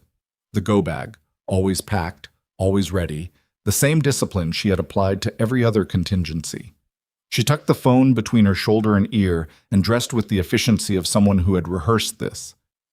Isabella. Elena's voice was different now. The relief was gone. What replaced it sounded like the beginning of understanding what she had actually done. Isabella, I'm sorry. Don't. Not cruel, just certain. Not right now, not on this phone. She was pulling on a jacket, reaching for the second bag, the one with the laptops and the clean phones. I'm going to need you to do something for me. A silence, then quietly, What? Nothing that requires you to lie or to risk yourself. I need you to make a call, one call, to a number I'm going to text you from a different phone in the next 10 minutes. She checked the room, a sweep, quick and systematic, making sure nothing that needed to come with her stayed behind. When they answer, you say exactly these words, only these words. Ready? Yes, Elena said.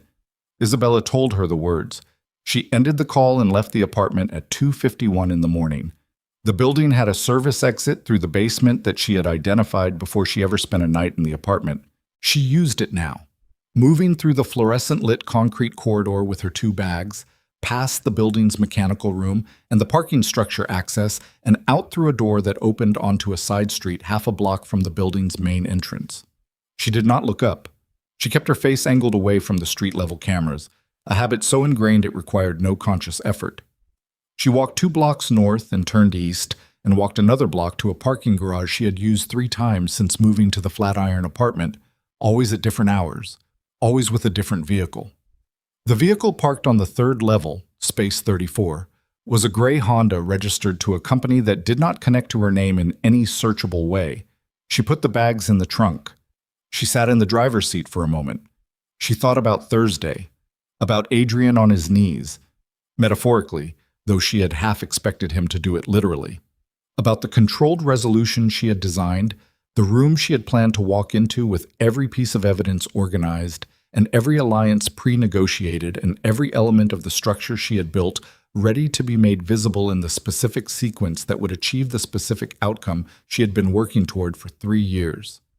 She thought about Marcus Raines in Chicago, with Vanessa Hale, with Carmine Basso on the phone, with the credential string that Henrik had locked out, but which Raines now knew existed. With 6 months of intelligence from Elena about the shape of what Isabella was building. He was not going to wait for Thursday. She started the car.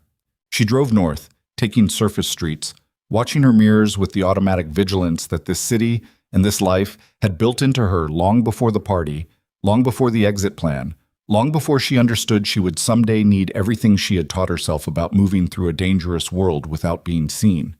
The place she was going was not the next safe house, though she had one. It was not to a lawyer or to Falcone's representative or to any of the contacts she had carefully positioned in the months of preparation. She was going to the only person left whose position in this was not yet determined. The only person who had access to something she needed and who had not yet been approached by Raines, which meant either Raines didn't know about him or Raines didn't think he mattered. Raines was wrong about the second option. Isabella had built this person into the architecture specifically because he appeared not to matter. His name was Thomas Reyes. No relation to Emilio, the name was coincidence. And he was 44 years old and worked as a mid-level compliance officer at the financial regulatory body that oversaw the specific class of investment structures that the Meridian holding layer was categorized under. He had worked there for 11 years. He had a mortgage in Queens and a daughter in college and a professional reputation that was, by all public measures, unblemished. He also had, locked in a personal safe in his home office in Queens, a sealed package that Isabella De Luca Romano had delivered to him 14 months ago. She had spent 6 months before that cultivating his acquaintance through a series of professional interactions that had appeared entirely coincidental. She had assessed him carefully before she trusted him with the package. She had assessed him correctly. He was a man of genuine integrity, which was the specific quality she needed, because she wasn't asking him to do anything corrupt. She was asking him to open the package if he heard from her and act on what was inside. She had not told him when. She had not told him what the package contained, except that it was documentation he would recognize the significance of immediately. She had told him, "When I call, open it. Do what it tells you to do. It is legal. It will not harm you. It may be the most important thing you do in your professional life." He had agreed. She had assessed correctly.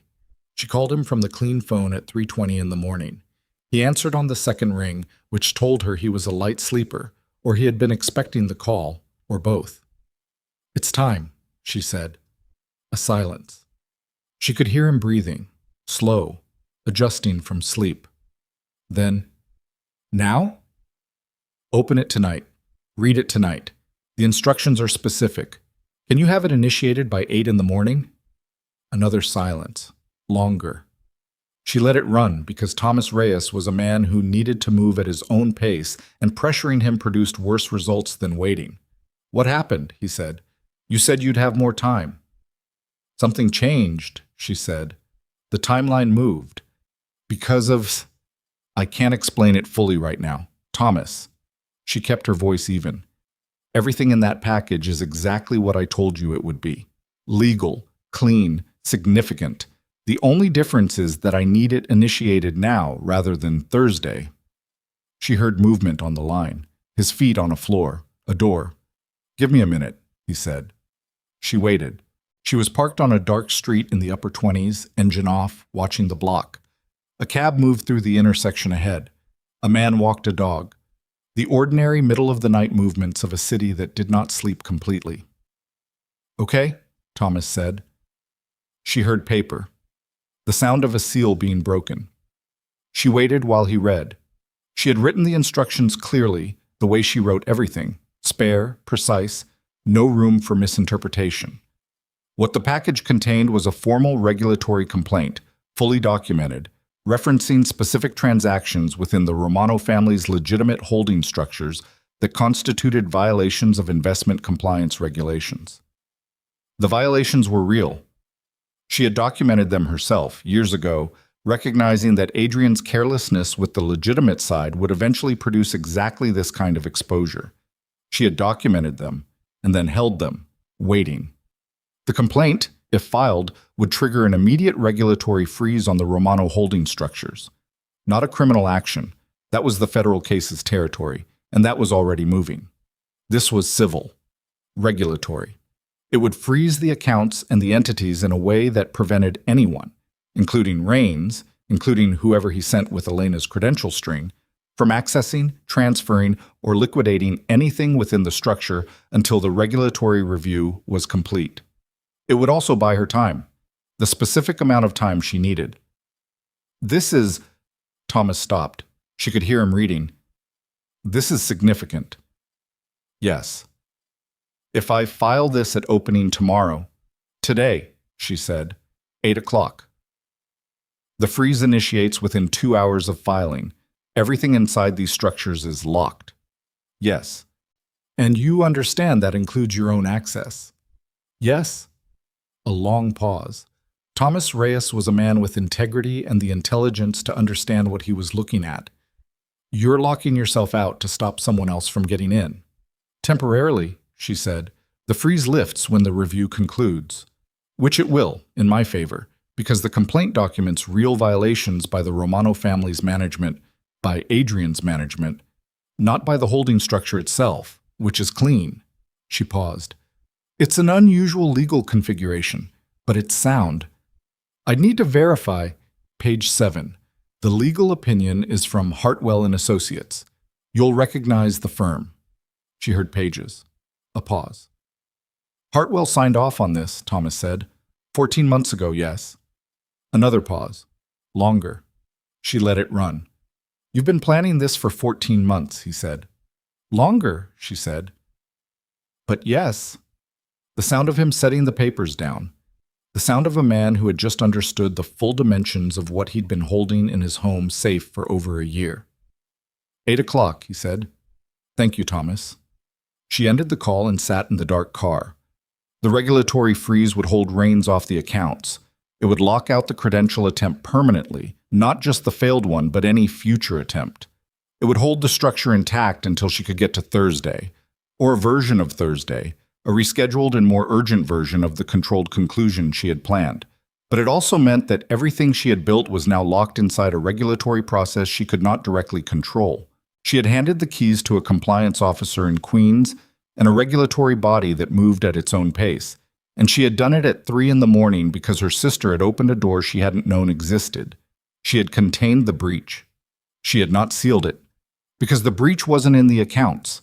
The breach wasn't in the credentials or the architecture or any of the physical or digital structures she had spent years reinforcing. The breach was in the only place she had never thought to build a wall. She started the car. She had 3 hours before the city fully woke up. 3 hours to get to the location she needed to be in before the day began, and Marcus Rains started moving, and whatever Rains had prepared started its forward motion. She drove. The streets were quiet. The bridges were dark. Manhattan fell away behind her, and she moved through the pre-dawn city with both hands on the wheel and her eyes on the road and her mind running the new calculations, the adjusted sequence, the moved pieces, the response to a variable she had failed to account for. She ran it 3 times, 4 times. Each iteration arrived at the same place. She needed Adrian, not to rescue him, not because of sentiment, not because of 12 years of marriage, not because of anything that lived in the territory of feeling rather than strategy. She needed him because there was one element of what had to happen next that required his name, his physical presence, and his voluntary cooperation, and she could not manufacture that from the outside. She needed him to walk into a room of his own free will and say a specific set of words in front of specific people, which meant the Thursday meeting was no longer optional. It was not longer even Thursday. She picked up the phone she used to communicate with Diane Cho and typed a message at 3:47 in the morning. 7 words. Tell him tomorrow. 7 a.m. I'll send the address. She sent it and drove and did not let herself think about Elena. Not yet. Not while she needed to be fully functional. Not while the day ahead required everything she had. She filed it in the place she filed the things that hurt. The place where 12 years of invisible labor lived, where the memory of being handed a key card to her own room lived, where the specific texture of being loved imprecisely and used completely lived. She filed it, and she drove, and she kept her hand steady on the wheel. The city began to lighten around the edges as she crossed into a neighborhood in Brooklyn that no one connected to the Romano family had reason to know she had access to. A building on a quiet street, a door that required 2 keys, an apartment on the 4th floor where she had spent, in total, 11 nights over the past 2 years. Always when she needed to think, always when she needed the specific kind of silence that comes from being somewhere completely unknown. She let herself in, set the bags down, did not turn on the overhead light. The window faced east, and the sky was beginning to gray at its lowest edge. She stood at the window. She was 41 years old. She had built an empire in secret, inside someone else's empire. She had prepared an exit so thorough that even the best investigator in Adrian Romano's employ hadn't found a seam in it.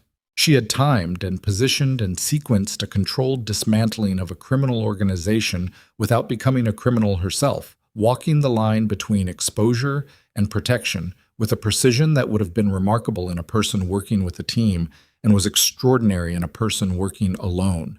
And she had not seen her sister coming. She leaned her forehead against the cold glass of the window and let herself feel it, the specific weight of it, the loneliness of being the person who saw everything except the thing that was closest.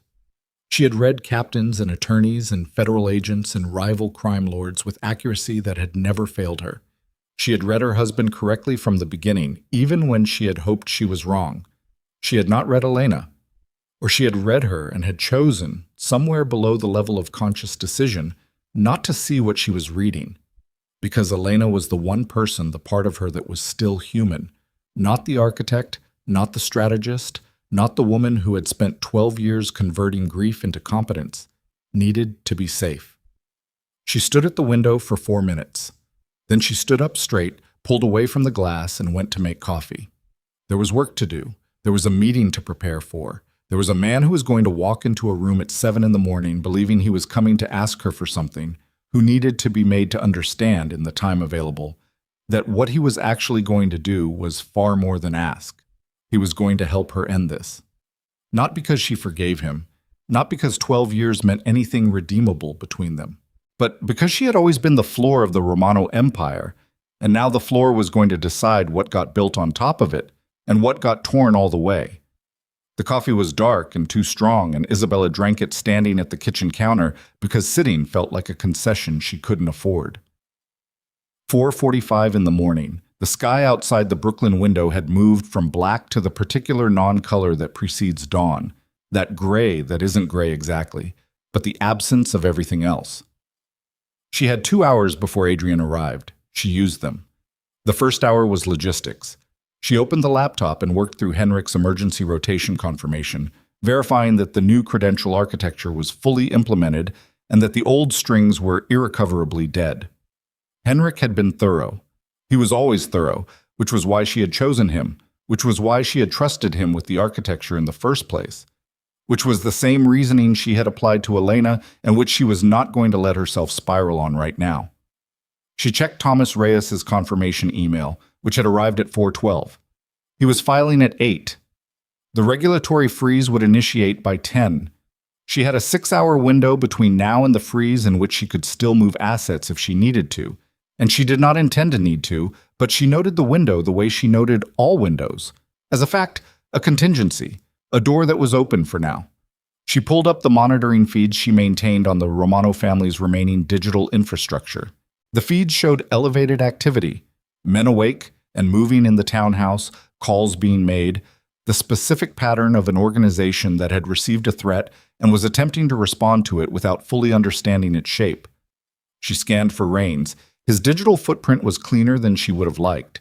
He was a careful man, more careful than Adrian had ever been, which was part of why he had been so dangerous for so long. But there were traces.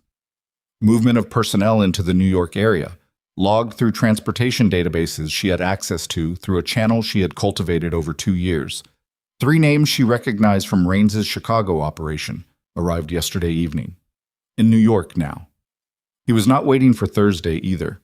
She wrote 3 emails. The first to Agent Delgado at the Southern District, containing a single sentence that referenced a prior communication and provided a location and a time. The second to Falcone's attorney with a revised meeting parameter and a request that would sound unusual and would be complied with because Falcone's attorney had read enough of the documentation Isabella had shared to understand that unusual requests from this particular woman tended to have structural logic that revealed itself later. The third email she encrypted and routed through 2 relay servers to a woman named Sandra Park, who was a senior financial journalist at a publication with national distribution and who had been sitting on a story for 6 weeks, waiting for a specific data package that Isabella had told her would arrive when the time was right. Isabella attached the data package to the email and sent it. Then she closed the laptop and went to stand at the window again and let herself think about what came next. Not the plan. The plan was built and running. What came next in the human sense? The part that didn't live in documents or financial structures or legal mechanisms, but in a room with 2 people who had 12 years of damage between them and a specific set of words that needed to be said before 7:15 in the morning. She was not afraid of Adrian Romano. She had not been afraid of him in years, if she had ever been. What she felt when she considered the meeting was not fear, but something adjacent to it. The specific tension of a task that requires a precision she normally had and was not certain she had right now. Because Adrian needed to understand several things simultaneously, and some of those things were going to produce in him a reaction she would have to manage in real time. And real time was the only condition under which Isabella DeLuca was not fully in control. She was better with architecture than with moments. She heard his car at 6:58. She was already at the window. She watched the black sedan pull to the curb below. Not the armored car he'd been using since the shooting, a different vehicle, unmarked, which told her he was taking the instructions seriously. She watched Marco Vitale get out of the driver's side and stand on the sidewalk and look up at the building with the professional evaluation of a man assessing a space for threat. She watched Adrian get out of the passenger side. He looked older than he had a week ago. She had expected this. Stress metabolized in the body, and Adrian had always carried tension in his face, in the set of his jaw and the line of his shoulders, and what she saw from 4 floors up was a man whose body was narrating everything his voice would not say. Good. She needed him stripped of the armor. She needed the man underneath it. She buzzed them up. She did not meet them at the door. She was standing in the center of the apartment's main room when they entered. Marco first, his eyes moving through the space in the same systematic sweep he'd done from the street, and then Adrian, who stopped just inside the doorway and looked at her. The silence lasted approximately 4 seconds. "You look like you haven't slept," she said. "I haven't," he said. "Sit down." He didn't immediately. He stood in the doorway of this apartment he had never seen, in a Brooklyn neighborhood that had no connection to any life he had known with her, and he looked at her the way a man looks at a place he recognizes the shape of but cannot place, the specific disorientation of encountering something familiar in a context that has no precedent. Marco had moved to the wall near the door, hands at his sides, watching. "Marco," Isabella said, without looking at him. "There's coffee in the kitchen. Take it with you." Marco looked at Adrian. Adrian gave a slight nod. Marco disappeared into the kitchen, and the sound of a cup being retrieved came back through the wall, and then the quiet of the apartment settled. Adrian sat down. She sat across from him. Not the couch, which would have been soft, conciliatory, a chair, straight-backed. She had positioned it before they arrived. "I have about 40 minutes before this conversation becomes impossible," she said. "So I'm going to talk, and you're going to listen, and then you're going to make a decision that has to be made in this room before you leave it. Do you understand that?" "Yes," he said. His voice was rough. Not from sleep, from the week he'd lived. "Marcus Raines has 3 people in the city as of last night. He made an attempt on the Meridian accounts that failed, but the attempt tells me he's moving today. Not Thursday. Today." She watched his face process this. "The federal case is active, so 847 pages, some of which you haven't seen and some of which your attorney hasn't seen. A regulatory freeze initiates on the holding structures at 10 this morning, which locks Raines out but also locks everything down until the review completes." She paused. The review will complete in my favor. The legitimate holdings are clean. The violations in the filing are Adrian Romano's management violations, not structural violations. The entities survive. He was watching her with an expression she didn't have a clean name for. Something between exhaustion and the particular alertness of a man who is hearing something important and knows it. Basso is with Rains, she continued. You knew this. What you don't know is that Rains is planning to use Basso as his point of contact for a meeting with your 4 remaining captains this morning. He's going to present himself as the resolution, the new structure, the safe harbor, the alternative to the federal case that's coming. He's going to offer them protection in exchange for transfer of operational loyalty. She stopped. He'll get at least 2 of them, possibly 3. Which 2? Adrian said. It doesn't matter which 2. What matters is that by noon, if this morning goes the way Rains intends it, your organization is functionally his, the criminal side. The legitimate side is frozen, which means he can't touch it, but neither can you. She let that land. He'll have the operations. You'll have nothing he can't wait out. Adrian's jaw worked. What do you want me to do? I want you to call a meeting, she said. All 4 captains. Your location, your terms, 7:30 this morning, before Basso can get to them. She leaned forward slightly. And I want you to tell them the truth. He looked at her. What truth? That the legitimate structure, the businesses, the accounts, the holding entities, are mine. That they've been mine, legally and structurally, since the restructuring 7 years ago. That I am the controlling party. She held his eyes.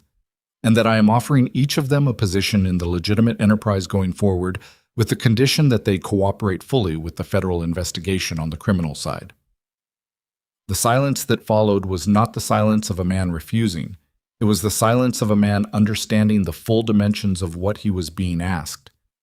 You're asking me to hand them to the federal government, he said. I'm asking you to give them a way out that isn't prison, she said. There's a difference. The case that Delgado has is sufficient to prosecute everyone in that room. What I'm offering, through you, in your name, with your explicit endorsement, is cooperation agreements, reduced exposure, in exchange for testimony that confirms what the documentation already shows. And me, Adrian said, what does the agreement look like for me? She held his gaze. You retain personal assets that predate the Romano family structures, the apartment on the vineyard, the accounts in your personal name, the vehicle holdings. You divest from all Romano family entities, which will be reorganized under my ownership as legitimate investment structures. She paused. You are not prosecuted. Because I cooperate. Because I don't include your direct involvement in the documentation I've provided. Your name appears as a signatory and nominal head. Your specific operational decisions do not appear. She paused again, choosing the next words carefully. I had that material. I chose not to include it. He stared at her. She let him stare. Let him arrive at what she was saying at his own pace. Why? He said. She had prepared an answer to this question that was operational, clean, strategic, an answer that explained the legal mechanics of why his prosecution would complicate rather than advance the broader outcome. It was a true answer. It was also not the complete answer. She gave him the complete one instead, because she was tired of partial truths and they had 40 minutes. Because I spent 12 years of my life in that house, she said. And I'm not interested in destroying everything just because I can. I'm interested in building what comes after. She paused. That's not mercy. Don't mistake it for mercy. It's efficiency. He was quiet for a long time, long enough that she heard Marco's cup being set on a surface in the kitchen, the small, precise sound of it. The meeting, Adrian said finally. My captains, I call it for 7:30. Yes. And I stand in front of them and tell them you own the company. I tell them, she said. You confirm it. He looked at her. Something shifted in his face. Not the jaw this time. Something deeper. There's a difference. Yes, she said. There is. The difference was this. She was not asking him to fall on a sword. She was not asking him to perform his own humiliation for her satisfaction. She was asking him to stand in a room and allow a true thing to be made visible, which was something different from humiliation even if it felt the same from the inside. She could see him working through this, could see in the way his hands rested on his knees and the way his breath moved, the specific internal negotiation of a man who has spent his whole life performing a kind of strength that has just been revealed as borrowed. Rain sent people last night, Adrian said. 3 people. You said, yes. He's going to hit the meeting. She had expected this. He had gotten there faster than she anticipated, which told her the week had sharpened rather than dulled him. He'll try. He doesn't know the location yet. By the time he does, the meeting will be over. And then he comes for us anyway. He comes for what he thinks is left, she said. What's left is a regulatory freeze he can't penetrate and a federal case he's about to become the central subject of. She picked up her phone. Agent Delgado received an email from me at 5 this morning with a revised evidence addendum. It includes Rains' connection to Vanessa Hale, the 6 months of intelligence she fed him, and documentation of his attempt on the Meridian accounts. She set the phone down. He's not coming for us, Adrian. He's about to become someone else's problem. The room was quiet. Outside, Brooklyn was waking up. The sound of the first buses, a distant alarm, the compression of a city returning to itself after the thin suspension of night. Adrian Romano looked at his wife across a kitchen table in an apartment he had never known she had, in a borough he had rarely been to without specific reason, and he said, I want to understand something. She waited. From the beginning, he said, the restructuring, the documentation, the exits, all of it. He stopped. His voice was not accusing. It had moved past accusation into something more exhausted. You built all of this in case I did something like this. I built it in case the marriage ended, she said, however it ended. But you knew how it would end. She considered this. The honest answer was complicated, and she had 40 minutes and didn't have time for complicated, but she had committed to complete truth, and she would keep that commitment. I knew what you were, she said. I knew because I watched you closely for 12 years. Not because I wanted to. Because it was the only way to survive in your world without disappearing completely. She paused. You're not a bad man in all respects, but you are a careless one. And careless men, in your position, eventually do what you did. Hand a woman a bedroom key, he said. Stop seeing the person they're with, she said. It was a harder thing to say, and a harder thing to hear, and she watched him receive it in the particular stillness that was his version of visible pain. Make the call, she said. Right now, 7:30. Tell them it's about Rains. He pulled out his phone. He made the call. She listened to him speak to each of the 4 captains in turn, his voice moving through each conversation with a steadiness she respected. Whatever else she felt, because Adrian Romano knew how to hold himself together when the situation required it. He told them Rains was moving this morning. He told them they needed to meet. He gave them the address of the Romano family's secondary property in Red Hook, which she had selected specifically because it was off the primary patterns, and Rains's people wouldn't have it mapped. 3 of the 4 confirmed immediately. The 4th, a man named Luis Carver, who she had assessed as the most likely to have already had a preliminary approach from Basso, paused before confirming, a pause Adrian covered smoothly, pressing past it with the specific authority that still, even now, existed in his voice when he chose to use it fully. 4 confirmations. Good, she said when he lowered the phone. She was already standing, already moving. She picked up the bag she had repacked while waiting for them to arrive, crossed to the door, paused. Marco drives us, she said. We go directly to Red Hook. You and I enter together. Adrian stood. He was 6 feet of a man who had spent a week being dismantled, and he was tired, and he was not the thing he had believed himself to be. And he stood and picked up his jacket from the chair, and he did not argue. They went downstairs together. The city was fully starting now, so the gray was gone. Real light coming in at the eastern edge, the streets beginning to fill with the ordinary forward motion of people going to work, making coffee, moving through the day without the knowledge that approximately 4 blocks away, in a building they had no reason to look at, something had just been decided. Marco was at the car. He took the bag Isabella offered him without comment and put it in the trunk and opened the rear passenger door. Isabella and Adrian got into the back seat. Neither of them spoke on the way to Red Hook.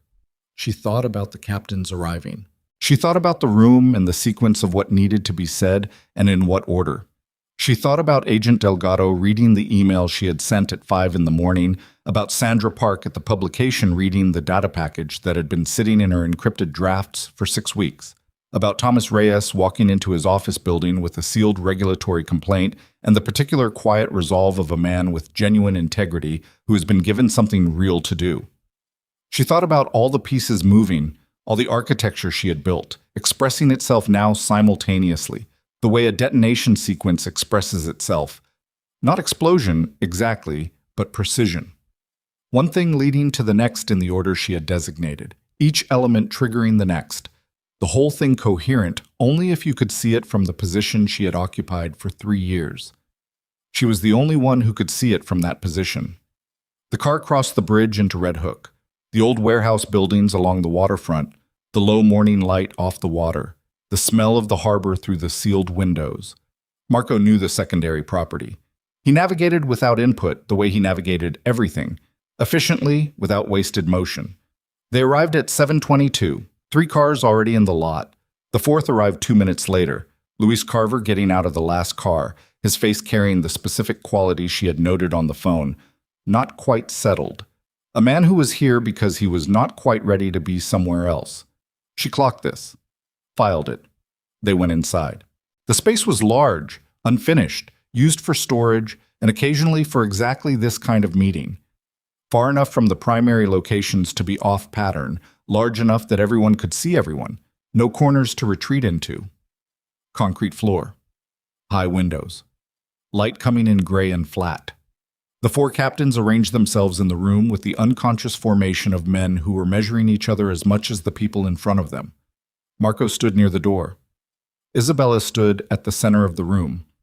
Adrian stood beside her, not behind her, not in front, beside.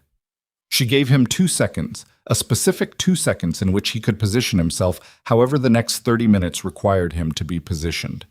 And then she looked at the 4 men and she said, "Thank you for being here. I'm going to tell you what's happening and what comes next. Some of it you know, most of it you don't." She told them. Not the full architecture, not yet. The essential structure, the legal ownership, the federal case and what it contained. Raines's position and what he was offering the captains this morning through Basso, and what accepting that offer would actually cost them. She laid it out the way she laid everything out. Without theater, without excess, the specific necessary facts in the specific necessary order. She watched their faces as she spoke. 3 of the 4 were following her with the look of men encountering a clarity they hadn't known was possible in this situation. Something shifting behind their eyes. Not relief exactly, but the specific adjustment of a person who has been navigating in darkness and has just been handed a light. Luis Carver was watching her with a different expression. She noticed. She kept speaking. She had planned for Luis Carver. When she finished the structural explanation, she paused and looked at each of them in turn. "I'm offering each of you a cooperation agreement facilitated through the federal investigation. Reduced exposure in exchange for testimony that confirms what the documentation already shows. You don't have to produce anything new. You confirm existing evidence. In exchange, you are not the subjects of the prosecution. You are the witnesses." Silence in the room. The sound of the harbor faintly audible through the old building's walls. One of the captains, Danny Caruso, his shoulder still bandaged under his jacket, his color slightly off, said, "And the Romano operations, the criminal side, what happens to that?" "It ends," Isabella said. "That's not a negotiation point. It ends as part of the cooperation agreements." Danny looked at Adrian. Adrian met his eyes and said nothing and didn't look away. Danny nodded once, slow, the nod of a man who is tired and has been shot at and is ready for something to be over. 2 more nods from the other captains. Luis Carver said, "I need to make a call first." The room shifted. Not dramatically, a fraction of a degree, the way temperature shifts when a door opens. Marco straightened slightly near the door. Danny Caruso turned his head. Isabella looked at Luis Carver. He was 48 years old, compact, with the watchful eyes of a man who had survived in this business by never fully committing until the last possible moment, a trait he shared with Falcone and which she had identified in him 18 months ago when she had been building the portrait of every significant person in the Romano organization. "Who do you need to call?" she said. He met her eyes. He did not answer immediately. The pause itself was the answer. "Basso already reached you," she said. Not a question. Carver's jaw tightened. He glanced at Adrian, then back at her. "Last night." "What did he offer?" "A place in the new structure," Carver said, "under Rains." "And you're deciding between that and this," she said. "I'm deciding," he said. "Yeah." The room had the specific quality of held breath. Danny Caruso's hand had moved slightly toward his jacket. Marco's weight had shifted, imperceptible to anyone not watching for it. Adrian had gone very still. Isabella said, "Luis, look at me." He looked. Rains made his move on the accounts last night. It failed. The regulatory freeze initiates in 3 hours and locks everything inside the legitimate structures for the duration of a federal review that is going to take 8 months minimum. She held his eyes. When Rains comes for what he told Basso he was going to deliver, there's nothing to deliver. The accounts are frozen. The captains who cooperate have immunity. The captains who don't are the primary subjects of a prosecution that has 847 pages of documentation. She paused. "The place Rains offered you doesn't exist, Luis. He doesn't have what he told Basso he had. You're being recruited into a position that is about to disappear." Luis Carver looked at her. She let him look. Let him do whatever calculating a man in his position did when the ground moved and he needed to find the angle that kept him standing. He put his phone back in his pocket. "What do I need to sign?" he said. The breath that moved through the room was not audible, but it was present. A collective adjustment. Something that had been balanced on an edge, tilting one way rather than the other. Isabella said, "Agent Delgado will be here in 20 minutes with the cooperation agreements. You sign them with him present, not with me. I'm not law enforcement. I'm the controlling party of the business you're being offered a legitimate position in, conditional on your cooperation." She paused. "Those are different things, and they need to stay separate." 4 nods. She turned to Adrian. He was looking at her with an expression she had not seen on his face in 12 years. Not contrition. That came later, or it didn't, and she had no investment in which. What she was seeing was something more basic than contrition, something that lived below the architecture of personality, in the place where a person's understanding of what they actually are resides. He was seeing her, not the wife, not the woman in the corner suite, not the person he had handed a keycard assignment to as casually as handing off a coat. Her, the thing she actually was. She held his gaze for exactly the amount of time the moment required. Then she looked away. Her phone vibrated. She pulled it out. A text from an unknown number that she recognized by the format. Marco's secondary line, the clean one. 3 men outside. Arrived 2 minutes ago, parked on Conover Street. She read it and looked at Marco across the room. He had received the same text. His eyes were already on her. Rains' 3 people, in Red Hook, which meant they had the secondary property mapped, which meant Basso had given it to them, which meant she had approximately 8 minutes before they made a decision about what to do with the information they'd just found. She typed back, "Hold position. Do not engage. Call Delgado's direct line and tell him we need him now, not in 20. She put the phone in her pocket and looked at the 4 captains and Adrian and Marco and said, with a steadiness that she felt in her bones and her diaphragm and her hands that were completely still, "We have company outside, Rains' people. Nobody moves, nobody opens a door, and nobody makes a call on a primary phone." She looked at Marco. "Marco." "Already on it," Marco said. "Adrian." She held his eyes. He held hers back. "Stay in the room," she said. "I'm not going anywhere," he said. Outside on Conover Street, 3 men sat in a parked car and watched the building and waited for instruction from a man in Chicago who did not yet know that the accounts he had been planning to access were 22 minutes away from being frozen, that the captains he had been planning to absorb were inside that building signing cooperation agreements with the federal government, that the regulatory complaint Thomas Reyes was carrying to his office in Queens would, in 3 hours, lock every door Raines had spent 6 months trying to open. They waited. Inside the building, Isabella De Luca Romano stood at the center of a concrete room in Red Hook and listened to the harbor and felt, for the first time in 3 years, the specific sensation of a machine running exactly as designed. All the pieces in motion, all the sequence unfolding, the architecture expressing itself the way architecture does, not dramatically, but completely, each element doing precisely what it was built to do. Her phone buzzed again. Delgado. En route. 8 minutes. 8 minutes. She looked at the door. She looked at Adrian, who was watching her with the eyes of a man standing on ground he had just understood was not and had never been his own, which was the truest thing about this moment, and the thing she would carry out of this room regardless of everything else. She breathed. And then the door at the far end of the building opened. Not the main door, the side access, the one that Marco had not been watching because Marco had been watching the main. And Carmine Basso walked in with 2 men behind him and a gun already in his hand, and the room. The door swung open and Carmine Basso walked in with 2 men behind him and a gun already in his hand, and the room did what rooms do when a weapon appears in them. It contracted. Not physically. The concrete walls did not move. But the air changed, thickened, and every person in that space made a calculation in the fraction of a second that followed, a calculation so fast it registered as instinct rather than thought.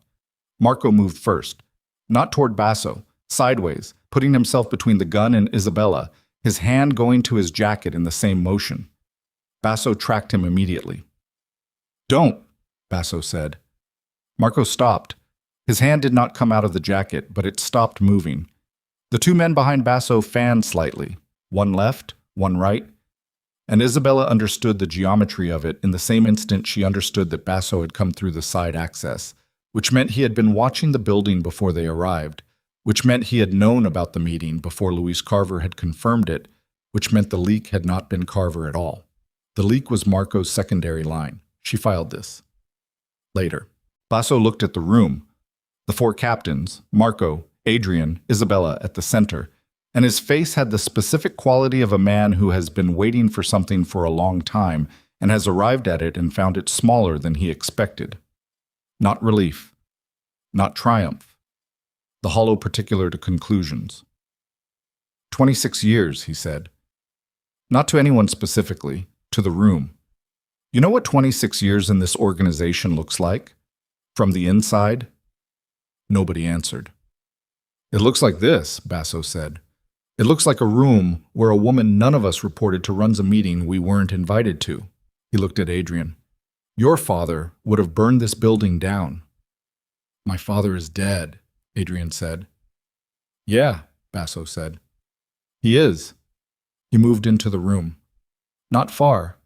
4 steps. Enough to put distance between himself and the door.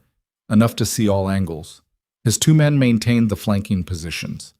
Isabella tracked them in her peripheral vision and kept her face on Basso because Basso was the decision, and the 2 men behind him were only relevant if Basso made the wrong one. She had approximately 5 minutes before Delgado arrived. She had assessed this from the moment the door opened. 5 minutes was long enough or it wasn't, and the only variable that determined which was what she said in the next 30 seconds. Carmine, she said. He looked at her. Something moved in his eyes. Not warmth, but recognition. He had known her for 12 years too. Whatever Raines told you the accounts were worth, she said. They were locked 2 minutes ago. She was lying. The freeze initiated at 10. It was 7:49. But Basso didn't know that, and the specific quality of the lie, delivered flat, without inflection, in the tone of a person stating an operational fact, was more convincing than the truth would have been coming from a face that was working to stay composed. Basso's eyes shifted. A small movement. A man recalculating. The regulatory filing went in at 7:30, she said. Before you walked through that door. There's nothing for Raines to access. Whatever he promised you on the other side of this moment doesn't exist. You're stalling, Basso said. I'm telling you that the window you came here for has already closed, she said, which means the only thing that happens if you do what you're considering is that you add a weapons charge to an already significant federal case. She held his eyes. You're 60 years old, Carmine. Do the math. The room was very still. Danny Caruso, to Isabella's left, was breathing in the shallow, careful way of a man managing pain and keeping it out of his expression. Luis Carver hadn't moved. The other two captains were stone. Adrian said, "Put it down." Basso looked at him. "Put it down," Adrian said again. His voice was not loud. It had the quality of a man who has spent the last week having everything stripped away and has arrived at something on the other side of that. Not authority borrowed from position, but the rawer thing beneath it. "It's over, Carmine. Whatever you thought this was going to accomplish." "You don't get to tell me it's over," Basso said, and now something cracked in his voice, fractionally, the seam in 26 years of controlled resentment. "You inherited everything. You sat in a chair your father built, and you spent 12 years spending what this woman made, and you never—" He stopped, breathed. "You never once asked how any of it worked." The room held the accusation. It was true. Everyone in the room knew it was true, including Adrian, and that knowledge moved through the space between them without anyone having to confirm it aloud. "No," Adrian said. "I didn't." Basso looked at him. Something in his face shifted again, not softening, but reconfiguring the way a thing that has been braced against resistance reconfigures when the resistance isn't there. "The accounts are locked," Isabella said again, quieter now. "Raines is going to know that within the hour. When he knows, you become a liability, not an asset, a liability with a gun in his hand in a building in Red Hook." She paused. "That's not a position he tolerates." She watched Basso's face, watched the calculation moving behind it. The gun came down. Not fast. Not a surrender exactly.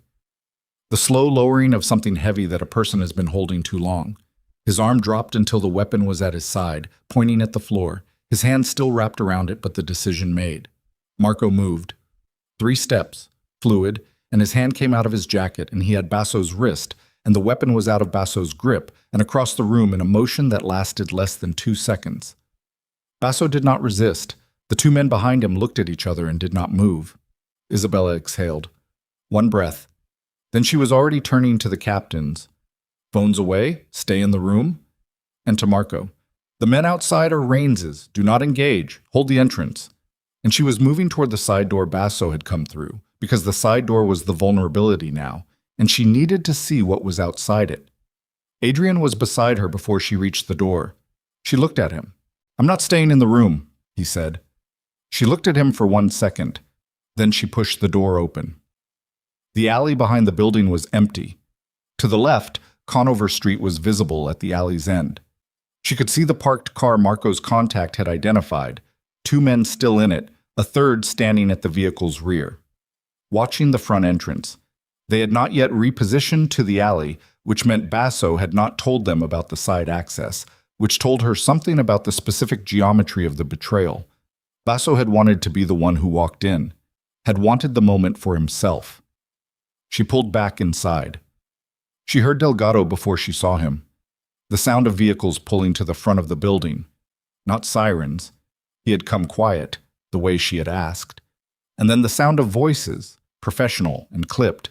And then the sound of the 3 men from Conover Street making a decision about whether to run, and the specific sound of that decision going the wrong way for them. She went back into the main room. Delgado came through the main door 40 seconds later. He was 46, lean, with the eyes of a man who had been building a case for 3 years and had spent the last 12 days watching it accelerate into something he hadn't fully anticipated. He looked at the room. Basso against the wall with Marco beside him, the 4 captains, Adrian, Isabella at the center. And he did the same rapid geometry everyone did when they entered this situation. He looked at Isabella. "The 3 outside," she said. "Secured," he said. "Basso needs to be processed separately. He came in through the side access. He's been in contact with Marcus Raines, and the specific information he had about this meeting's location suggests a communication channel you'll want to document." She paused. "The captains are here voluntarily for cooperation agreements. I'd suggest you start with them before the lawyers arrive and complicate the atmosphere." Delgado looked at her for a moment with an expression she recognized. A person recalibrating the category they've been using for someone. "You want to tell me how you knew to send that addendum at 5 this morning?" he said. "Later," she said. Work first. He nodded once and turned to his people. The next 2 hours were bureaucratic and unglamorous, and she had known they would be, which was why she had never allowed herself to imagine this moment as anything more than it was: paperwork and lawyers arriving, and men who were tired and scared signing documents that would define the next several years of their lives. Danny Caruso signed first, his pen moving slowly because of the shoulder, but moving. The other captains followed in order. Luis Carver signed last, and when he lifted the pen, he looked at Isabella and said very quietly, "You knew I hadn't talked to Basso." "I knew," she said. "Then why?" "Because you needed to make the choice without knowing I knew," she said. "The choice means something if it's real. It doesn't mean anything if you think you've been caught." He was quiet for a moment. Then he nodded and set the pen down. Basso was processed and removed without drama. He did not look at Isabella as they took him out. He looked at Adrian, once, at the door. A long look that contained 26 years and the specific weight of what those years had cost both of them. And then he looked away and was gone. Adrian watched him go. Isabella watched Adrian watch him go. By 10:45 that morning, the building in Red Hook was empty except for the two of them and Marco, who was outside making calls. The cooperation agreements were signed. Delgado was gone. The regulatory freeze had initiated at 10:03, confirmed by a text from Henrik that Isabella read and then pocketed. The room smelled of concrete and old wood and the harbor that was just outside the walls. Isabella sat down on a crate that served as the only seating in the space. She sat because her legs had been managing the weight of the last 2 hours through the specific determination of a person who cannot afford to show exhaustion in a room full of people watching for weakness, and that requirement was now removed. She was tired. Adrian sat down on a crate several feet away. He leaned forward, elbows on knees, hands loosely clasped. He was looking at the floor. They stayed like that for a while. The sound of Marco's voice outside, faint, the harbor. A truck somewhere on the street. "The Vineyard apartment," Adrian said. "You left it out." She had told him that morning he retained personal assets predating the Romano structures. The Vineyard apartment was one of them. "It was yours before we married," she said. "It should stay yours." "And the account's in my name." "Yes." He was quiet. "That's more than I left you," he said. "The night of the party." "I didn't need you to leave me anything," she said. "I had already arranged my own situation." He was quiet again, the specific quiet of a man sitting with something true. "I know that now," he said. "I didn't know it then." "No," she said. "You didn't." She was not going to offer him comfort, and she was not going to offer him condemnation because she was too tired for either, and because neither was the point. The point was that they were sitting in a concrete room in Red Hook at 11 in the morning, and everything that needed to happen had happened, and what remained was the adjustment, the long, unglamorous process of understanding where you were now, after. "What happens to Marcus Raines?" Adrian said. "The addendum I sent Delgado connects him directly to Vanessa Hale's intelligence operation and to the attempt on the Meridian accounts," she said. "The federal case expands. It takes time. These things always take time. But he's in a position now where the people who could have protected him are cooperating against him, and the financial mechanisms he needed to absorb the Romano operations are inaccessible." She paused. "He's not finished, but he's stopped. And Vanessa. Material witness at minimum. Accessory charges are possible depending on how aggressively Delgado pursues it." She looked at her hands in her lap. She was 26 years old, and she did what she was trained to do by a very capable man. "I don't have a significant feeling about Vanessa." This was not entirely true. She had a feeling about Vanessa that was complicated and that she had decided she was not going to spend time on, because the feeling was not useful, and she had spent too many years converting her feelings into useful things to start indulging them now. "You had a feeling about Elena," Adrian said. She looked at him. He met her eyes. "You told me you protect your sister, years ago, first year of the marriage. I asked you who you trusted, and you said Elena without hesitating." He paused. "And you built her into the architecture." "Yes." "And she—" "Yes." Isabella said. He didn't push further. He had enough. She would deal with Elena. She had not dealt with it yet, had filed it with the other things that required feeling rather than executing, and she would take it out when she was somewhere quiet, and she would sit with it for as long as it took. Elena had done what she did out of a loneliness that Isabella had been blind to, and the loneliness was real, and the blindness was real, and neither of those facts excused the act, and Isabella was going to have to find a way to hold all of that simultaneously without it breaking the operational center of her. She had done it before. She would do it again. "I'm sorry," Adrian said.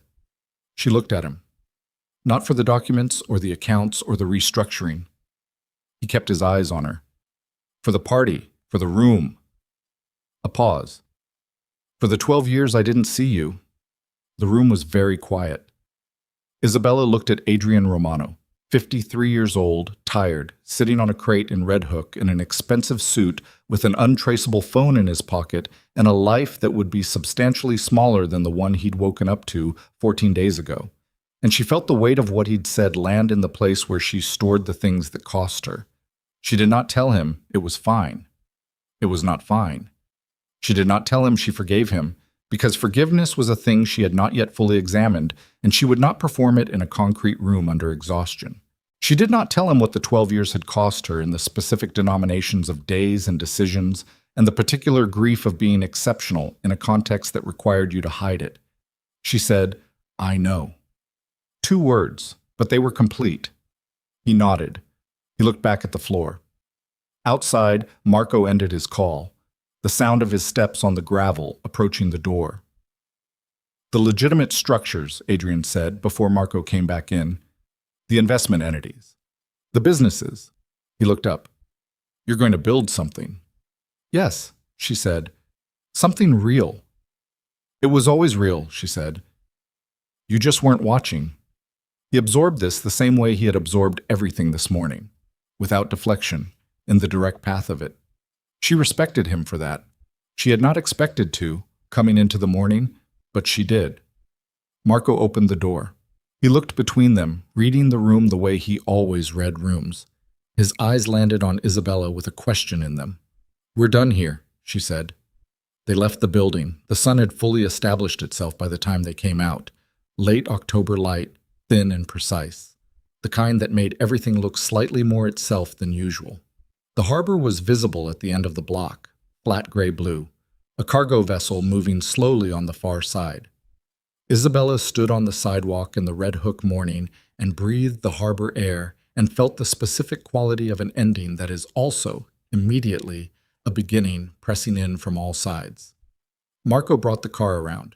She and Adrian stood on the sidewalk for a moment. Not close, not far. The particular distance of 2 people who have shared something they will not share again. "Where are you going?" he said. "Back to the city," she said. "There's a lot of work. And after." She looked at him. "After is what I've been building toward for 3 years. I'm going to go do it." He nodded. "I know." A pause. "I just meant, are you all right?" It was the most human thing he had said to her in longer than she could accurately track. She thought about the question seriously, the way it deserved to be thought about. "Ask me in 6 months," she said. The car was there. Marco held the door. She got in. She did not look back as the car pulled away. She looked forward, through the windshield, at the Brooklyn streets moving past. The ordinary life of a borough going about its Tuesday. The coffee shops and the kids on bikes and the light changing at the intersection, the city indifferent and continuous as it always was. Her phone had 7 missed calls and 14 messages. She scrolled through them without responding to any, noting which required immediate attention and which could wait. The discipline of this, the triage, the sequencing, was the most familiar thing she owned. She had been doing it since she was 29 years old. Henrik confirming the freeze. Thomas Reyes confirming the filing receipt. Sandra Park at the publication, who had received the data package and was already pulling the story together. 2 calls from Falcone's attorney, 1 from her own attorney, a woman in Boston named Christine Aldridge, who had been on retainer for 2 years and who was the only other person, besides Henrik, who understood the complete shape of the DeLuca investment holdings that had been waiting, fully formed, for this moment. And one call, at 9:52, from an unrecognized number with a Connecticut area code. She held the phone and looked at it. She did not call it back. Not yet. She needed to be somewhere that was not a moving car and not a concrete room, somewhere with a table and 2 cups of something hot, before she could have the conversation that number represented. Marco drove north, back over the bridge, into the city. The skyline resolved itself ahead of them. The familiar mass of it, the particular way Manhattan presented itself from this approach, as if it were offering itself for assessment. She had always loved this city, not sentimentally, in the way that you love a thing that matches your own nature, complex, relentless, and always in the process of becoming something new over the bones of what it had been. She put her phone in her pocket. She looked out the window. She thought about the offices that Christine Aldridge had secured for the DeLuca Capital Group, 3 floors in a building in Midtown, the leases signed under the corporate name 6 months ago, waiting. She thought about the staff she had already retained through a series of carefully indirect communications. A CFO from Boston, a general counsel from Chicago, 3 analysts she had identified over 18 months of assessing the talent landscape. None of them knew the full picture yet. They knew they had been offered positions at a new investment firm with strong capitalization and a principal with a significant operational background. They would know the rest soon enough. She thought about the first board meeting, the specific pleasure of sitting at the head of a table that was indisputably hers, not because she had fought for it, fighting implied someone had been withholding it, but because she had built it, piece by piece, in the architecture of 12 years that was now making itself visible. She thought about her father, who had raised 2 daughters and said to both of them, in his particular way, "Make something that lasts." He had meant it in the old-fashioned way. He had meant a family, a house, a marriage that weathered. She had built something that lasted, just not what he'd had in mind. Marco pulled up to the Flatiron Building, not the safe house apartment, which she had not returned to, but the building's entrance, because the Flatiron District was where Christine Aldridge's office was, and where the first conversation of the next chapter needed to take place. He put the car in park and turned to look at her. "You need anything?" Marco said. She looked at him.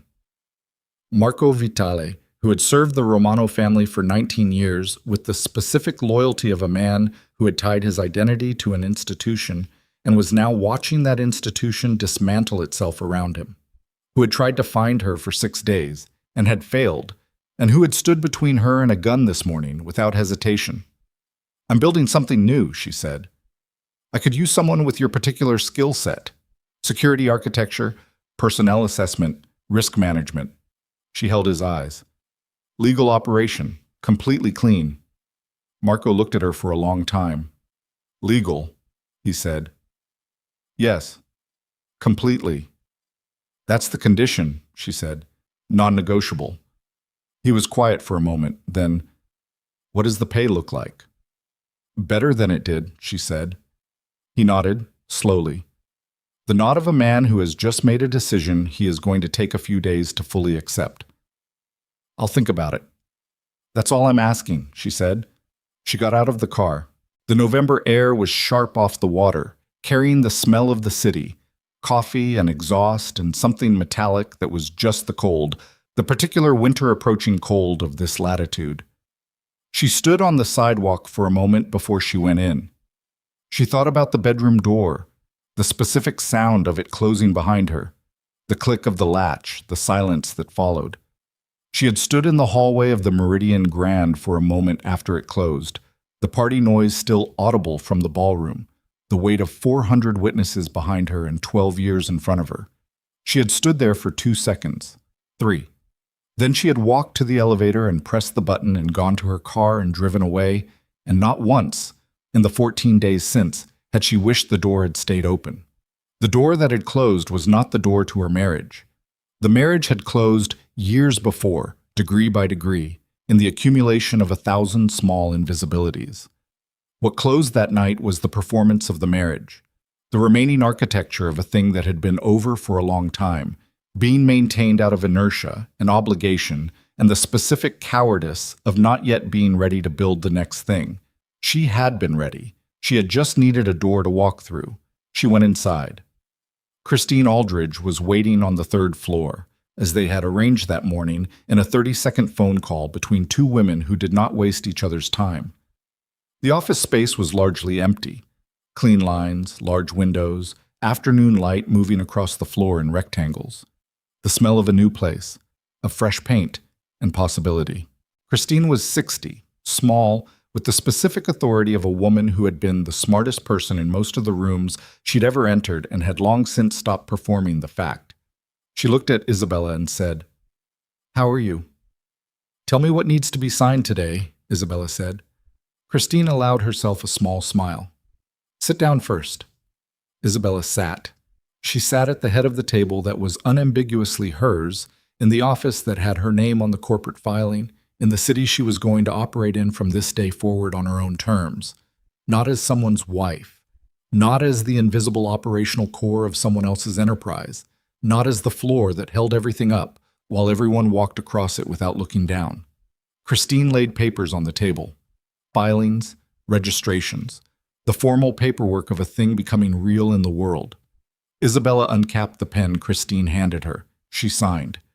Each signature precise and unhurried, the letters of her name, the one she was born with, the one she had signed on documents for 12 years that bore the Romano suffix but had always been animated by DeLuca intelligence and DeLuca will, each signature the same as the last, consistent, without flourish, the mark of a person who had no need for their signature to perform anything other than confirmation.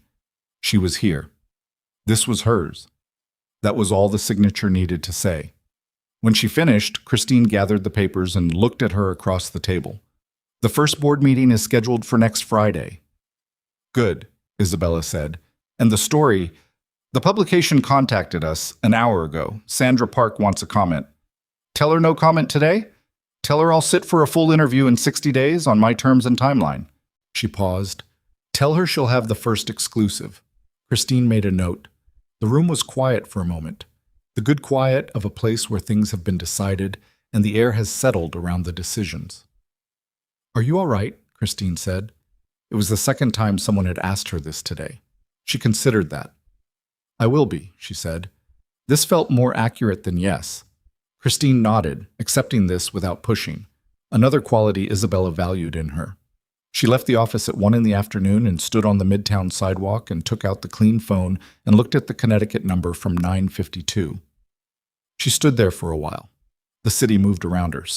The ordinary Tuesday afternoon of it, the purposeful movement of people who had places to go and things to finish before the day ended. She called the number. It rang twice. "Isabella?" Elena's voice was different from the 3 in the morning version, smaller. The relief was gone, and what was left was what remained after someone had sat alone with what they had done for several hours and stopped performing remorse and had to face the actual texture of it. "I'm not going to pretend this is resolved," Isabella said. "It isn't." "I know," Elena said. "What you did could have, the accounts, the whole structure, if the rotating code had been compromised." "I know," Elena said again, and this time her voice broke on the second word cleanly, without recovery. Isabella stopped, held the phone. She stood on the Midtown sidewalk and felt her sister's voice breaking in her ear and felt the specific grief of it. Not the grief of the betrayal, though that was present, would always be present, had taken up permanent residence somewhere below the operational layer she ran on. The other grief. The grief of understanding that the person she had loved most clearly and least critically was also the person she had failed to see most completely. She had handed Elena instructions and codes and a fireproof box, and she had not once asked her sister how it felt to receive those things, instead of being trusted with the purpose behind them. She had treated Elena the way Adrian had treated her. The recognition of this arrived without softening. She held it. "I'm not going to disappear from your life," she said, when she trusted her voice. "But I need time. Actual time, not performed recovery. Do you understand the difference?" "Yes," Elena said. "When I'm ready, I'll call." A breath on the line. "Okay," Elena said.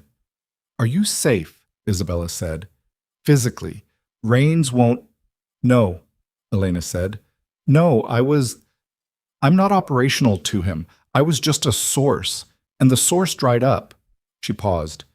He's not interested in me. Good. Isabella paused. I'll call when I'm ready. She ended the call. She put the phone in her pocket and stood on the sidewalk in the November afternoon light and looked at the street. A cab honked. Someone brushed past her on the left, phone to their ear, already in the next moment. She thought about all the things she had spent 12 years building, the accounts and the entities and the legal structures and the exit architecture.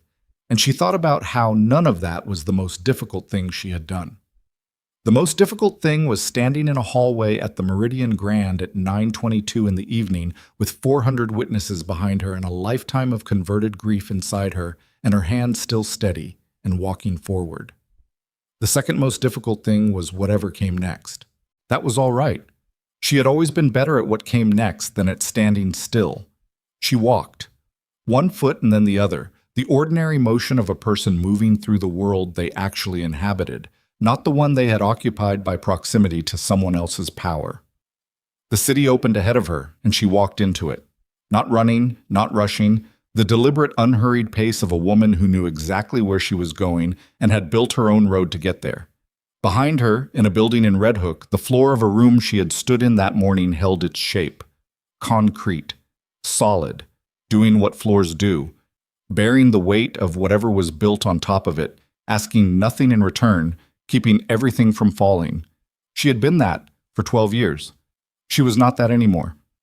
Ahead of her, in an office with her name on the filing and a table where she sat at the head, the next 12 years were already waiting.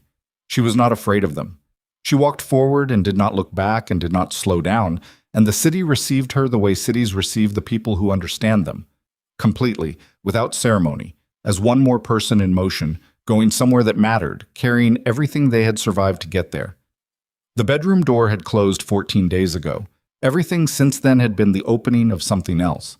She walked through it.